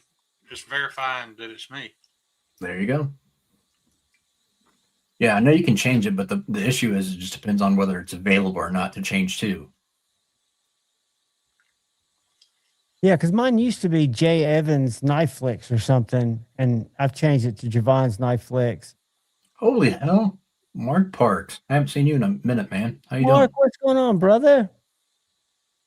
We've got about 30 minutes, well, about 28 minutes till said faction. Just so you guys know, no spaces and names. I think that's a fact. I think you got to have them connected by something that's a supported character. Well, I don't know if it did it or not. It let me save it. Let me go to your page. Hold on. Well, that go to the live and type in here. My handle is still showing as Shane Gables, though. And not It takes a minute for it to reset. So, yeah, it's showing Shane Gables now, but let's see. I bet it will change in a second. Go into the chat, Shane. Huh? Open up the live on your phone and then type something in chat and we'll see how it pops up. All right. Sometimes it takes a little bit for it to roll over to the new name, though.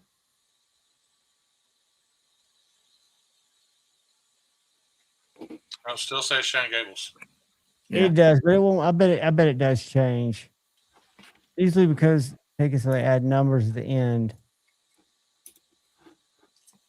Let's see. Refresh. There's no numbers at the end of Shane Gables. It's just Shane Gables. And your Instagram's on there. I bet you, yeah, because it says more info. So your YouTube, when you changed it, you went www.youtube.com/ then the Edgy American. No, I just opened my freaking YouTube. Why would I type all that in? Okay, well, I'm just looking at it from my side. I might be looking at something different on your page. Shane Gables. See his name, no spaces. Sierra Rick. My number is my cholesterol count. Google knows way too much. That's funny. I don't care who you are. You think that's because I had it in all caps? No, because people use all caps. Can you in your name? I don't know if you can or not. I know you can. I've seen it. I think Ed's all caps. Yeah. Ed, if you're creeping, howdy, brother. Boss 304 is all caps. I keep Wait a minute. It popped up green that time with no spaces. Yeah, it has to be green for it to take. Yeah, it popped up red earlier. It popped up green this time. Let's see what it lets you do.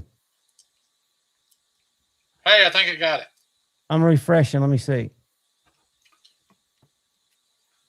says At handle. Edgy American Blades, all caps.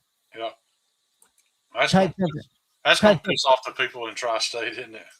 Type something to Tri-State in the chat.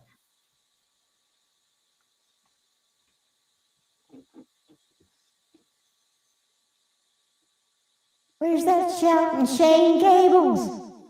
It's weird because they don't complain about me being all caps anymore. That changed it for you. Yeah, it was just like they were on this kick where they didn't like me, so they had to have something to complain about. They don't say a word anymore. Because you're really lovable at your core. That's so weird, John. I can see comments on YouTube that aren't showing up in the StreamYard. Are you looking at live chat? I'm looking at both chats. So I'm looking at StreamYard, the chat. There's only one chat in StreamYard. You know, John, when I used to, Oh, wow, yeah, I see what you're saying. when I used to spend some time over in the SOE lives, he was constantly reading chat that wasn't on the screen. Hey, Kathleen, how are you? Thanks, Kathleen. Why is it not? Because I'm seeing now that there's different stuff on my YouTube studio than on my StreamYard. There's Bloominati. Hey, Bloomy. But, oh, yeah. It's just weird because I hopped over to YouTube to look at the chat for a second, and there's... I'm not seeing anything in my YouTube, this is weird. Hey, was the guy that was on earlier, the knife maker? Trevor. Earlier, was he talking about, did I hear him talking about tags that he uses on Instagram? Are tags important? No, he was just saying that he takes, when he's posting a picture, he takes blades. What's up, Joe? He doesn't use the word knife or blades anymore. He uses tool. He says by using those, his posts aren't getting flagged. And Shane, I just threw him up there if you want to follow him. Yes, I do. On the gram. Good to see you, Joe. I want to reach out to him. What's up, Joe? Super nice guy. Sierra, how did I wear you out? What did I do, buddy?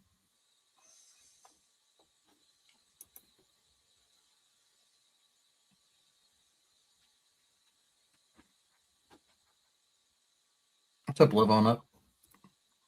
I'm seeing a lot of chat that I'm not seeing in StreamYard. What the fuck? Okay, show comments on stage, regular, tall, medium, small. What the fuck's this? What happens if I do that? Yeah, but I always wonder though, John, like, would people, and I could be thinking too much into it, but I guess I could just ask some of my customers, people who've already bought from me, would they care if it was laser cut and I didn't do it all by hand, if I just ground the bevels and assembled I think you should ask, and I bet you that nobody says it minds. What's happening with the screen now? Is it doubling up the chat? I saw. No. I just put it on from StreamYard. Yes, it is too. Like there's chat on top of chat. Okay, on the television and my computer.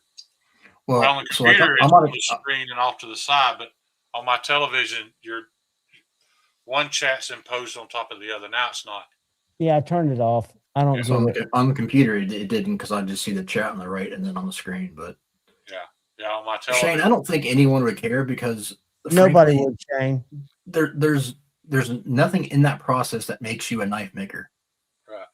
Well, see, that's the thing though is, I'm not as concerned as if it feels as personal or any of that stuff. The thing is it does make me able to make and sell knives at a lower cost, but the initial cost is what's up there. Like you buy, let's just look. Hang on, y'all talk about something else, and I'll give you.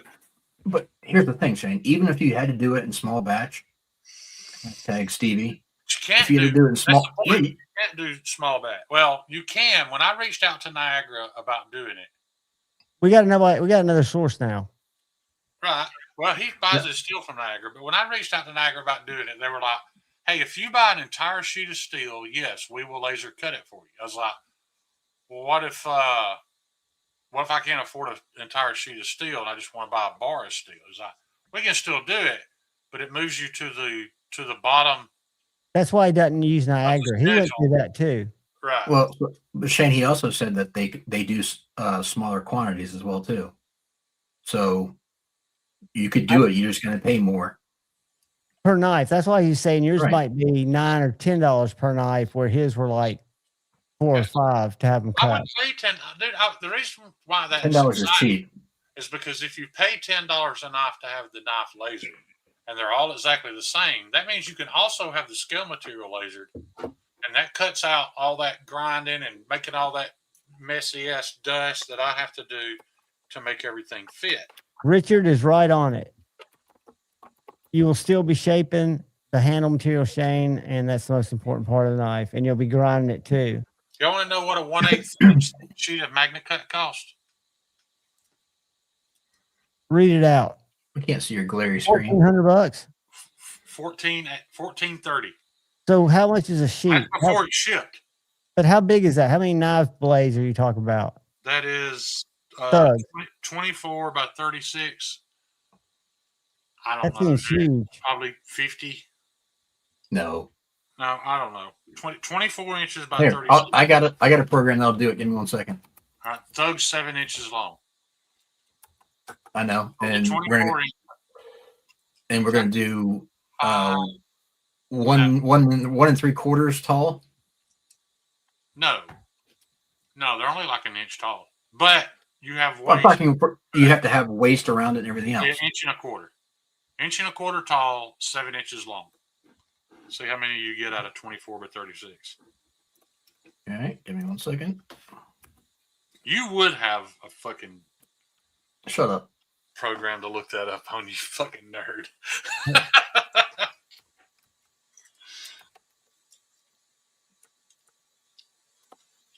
Yeah, I get it. Oh, Jesse changed his name too. I get it that it's not a huge investment, but for a guy on disability, that's mine. Yeah, but what you're putting steel plus shipping is my entire month's income. But you're thinking about how much time it's taking you at the current rate. It may work out that if you can get a small. I knew I was going to sell that $2,000 worth pretty quick. But you might not need to do $2,000 worth. Is what we might find out. Okay. It might find out that this whatever, I forget the LLC, or Inc. But see, the whole point, John, was to get the time down and get the cost down for the customer.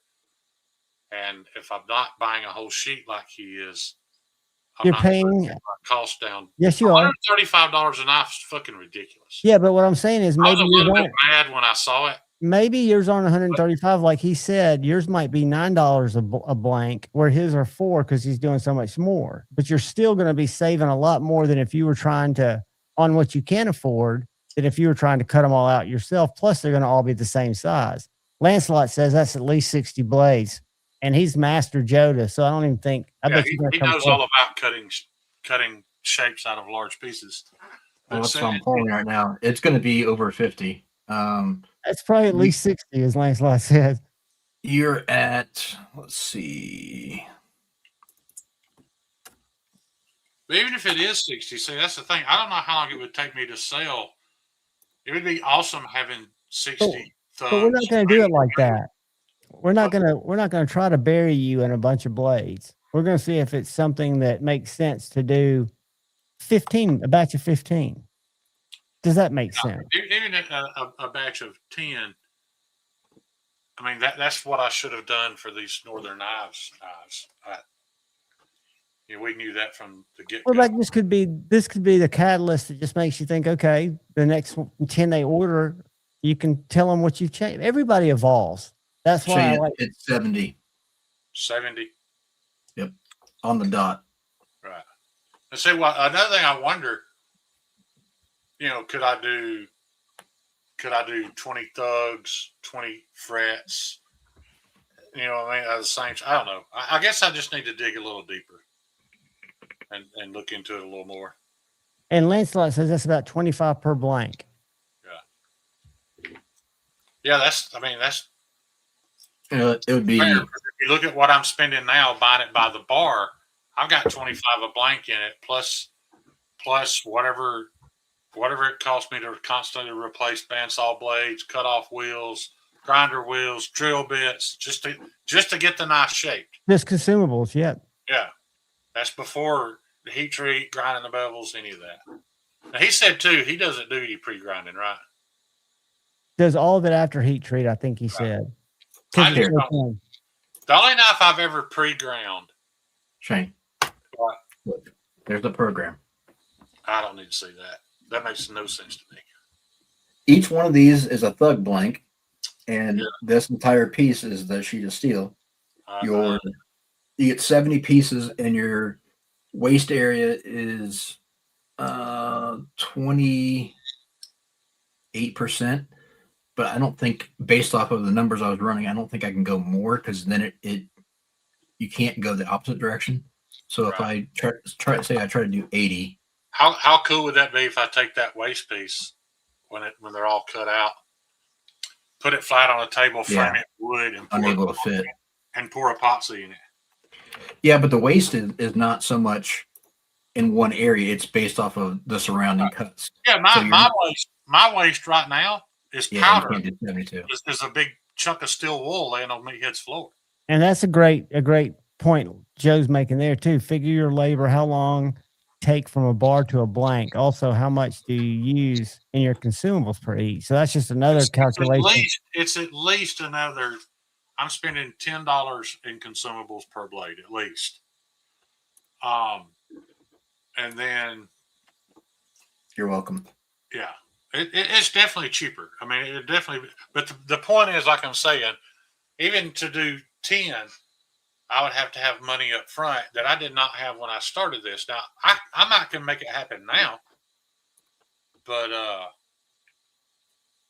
yeah. Mikey. Because even at charging $280 for a Crewwear Thug, by the time I pay, Terry for his sheath, which Terry charges me an incredibly low price, and all my consumables and all that stuff, I don't make $100 a knife.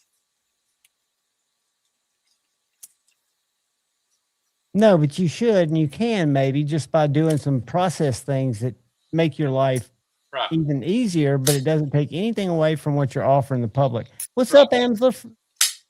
Yeah, this guy makes really cool knives. This is Amsler Knives that makes the Hurricane, those little street scalpels I've got. I love those street scalpels.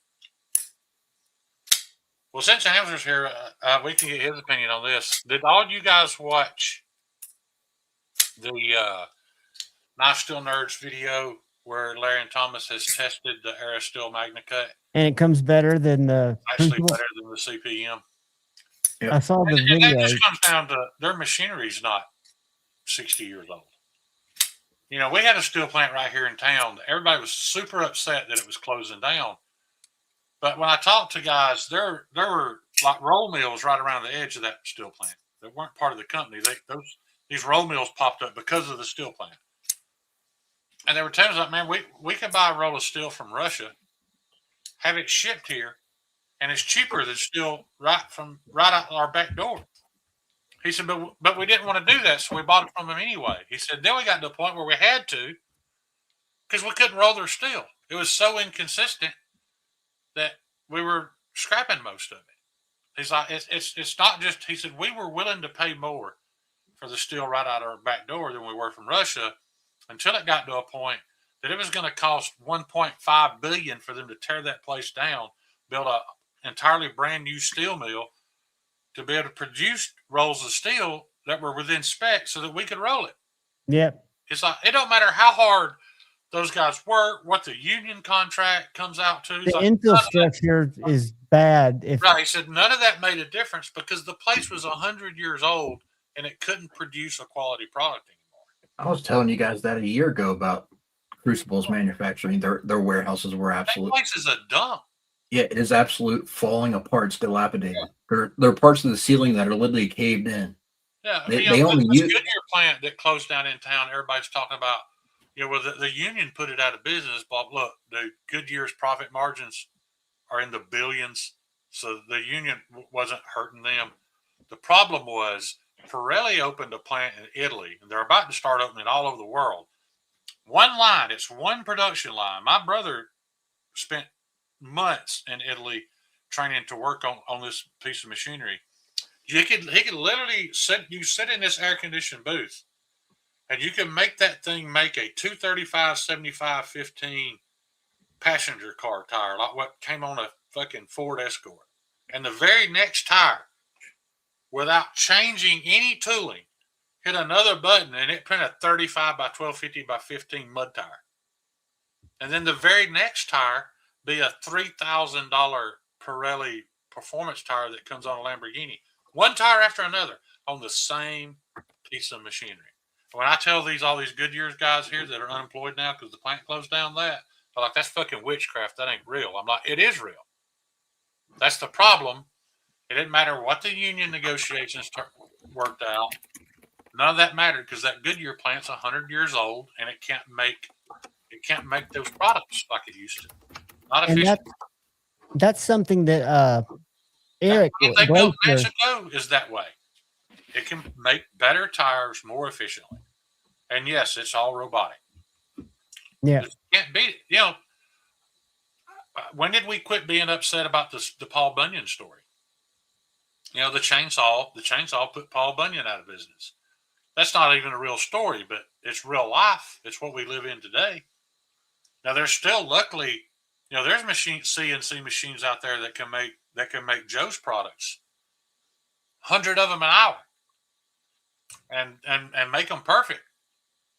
But people like us are still willing to pay more and wait longer because of that little car where you see Joe's hands on it. We know it came from his hands. And when that goes away, and it's going away, whether we like it or not, when that's completely gone, all these boutique maker stuff is over. Do you think the desire to possess that will still be gone, though? I don't. I think maybe it won't be as... How many young people do you know that have it, that desire? Well, believe it or not, I see new knife people, what I consider people that are going to be new knife people, almost every day coming to the knife store with their dad or with their granddad, and they buy something. Now, is it going to mean the same to them? I don't know, Shane. That's a good question.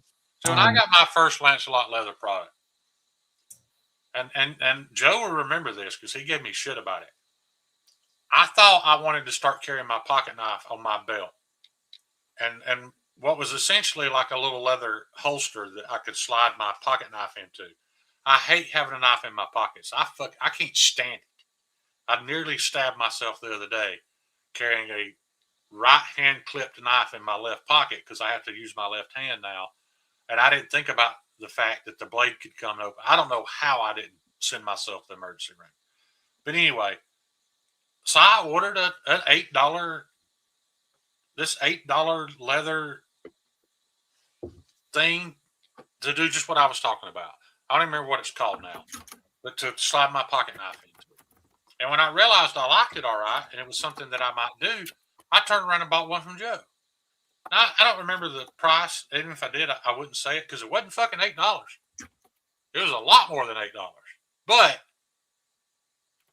comparing the quality, even me without having a whole lot of leather knowledge, I could definitely see a difference in quality. But that wasn't even important either because it was knowing where it came from. I didn't need it to be high quality, but when I opened it and I took that card out, that was the difference maker. Seeing that card, Joe's got one of the greatest pieces of marketing I've ever seen. That card he includes, it's awesome. Black and white picture of his hands. It almost looks like he's praying, but I guess he's doing something with leather. That made it worth every penny. Right. That's branding, brother. That is. Yeah. And so I agree. I agree that there's not, but there might be one day. But even if there is, for one, I don't know enough to be able to look at it and say, yeah, Joe's stitching is better than this. Nor do I care. I just don't. What's up? That's not the self to me that's trying to convince me that your stitching and finishing is better. The fact that you made it by hand. If your stitching and finishing was worse, I would still rather have it is what I'm getting at. Yeah. Joe, I got my grandma's singer as well too. Yeah, your singer won't sew leather, Kyle. I was being a smart ass. I would tell you to go check we out got some 6 minutes. I would tell you to go check out some of his content, Joe, but I promise you, you will. There's not a human being on this planet that you would hate more than John Willis at SOE. But that's what he is, a professional seamstress. You know, he makes nylon tactical gear and he charges outrageous prices for it. And again, I own some of his stuff. I don't know if it's worth it. I don't know. I don't see that his Cordura is any tougher than Cordura that I get off Amazon. I can't tell a bit of difference, but I pay more for it because he makes it. And that's what I'm worried about, though, is that the people I see in that community, they're all my age. You know, the people in this community, most of y'all are my age. I just worry. I don't know how we pass down that passion for handmade things, because it kind of seems like it's dying. It's been that way though forever, dude. It seemed like Yeah, I'm sure our grandparents were talking about the same shit. Joe, I don't know if I was going to ask you about that. Do you follow was it Road Agent Leather? He does some cool stuff as well too. Yeah. It said faction time, guys. Y'all got any parting words? Fucking Luke. Kyle, was it your grandma's nickname? No, her nickname was Slinger. Oh shit, Joe, do yourself a favor though. Do not go to special operations equipment. It's very interesting stuff if you're into sewing, but you will hate that dude. Like, that's what I consider too far right. It's hard for me to watch. But I own some of his stuff. I don't know that this $85 tactical fanny pack I have from him is any better than a $15 one off Amazon. But he says it is. And I paid it. And I do use it. Well, guys, I appreciate everybody hanging. I appreciate y'all giving Trevor time. I don't want to cut into said faction. We got to get over there. I'm going to take a squirt, let the cats in, and I'll see all y'all there. Shane, you got any words for these people? Other than make sure you let Trevor know anytime he's got something new, he needs to come on and talk about it. Yeah, he's got an open platform here. I really respect that guy. Kyle, what do you got, my friend? I appreciate your input tonight. Nothing. Thanks for hanging out.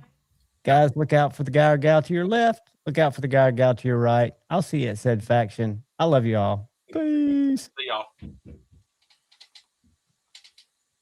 The lights went out because we emitted a little bit, but are you high on cigarettes?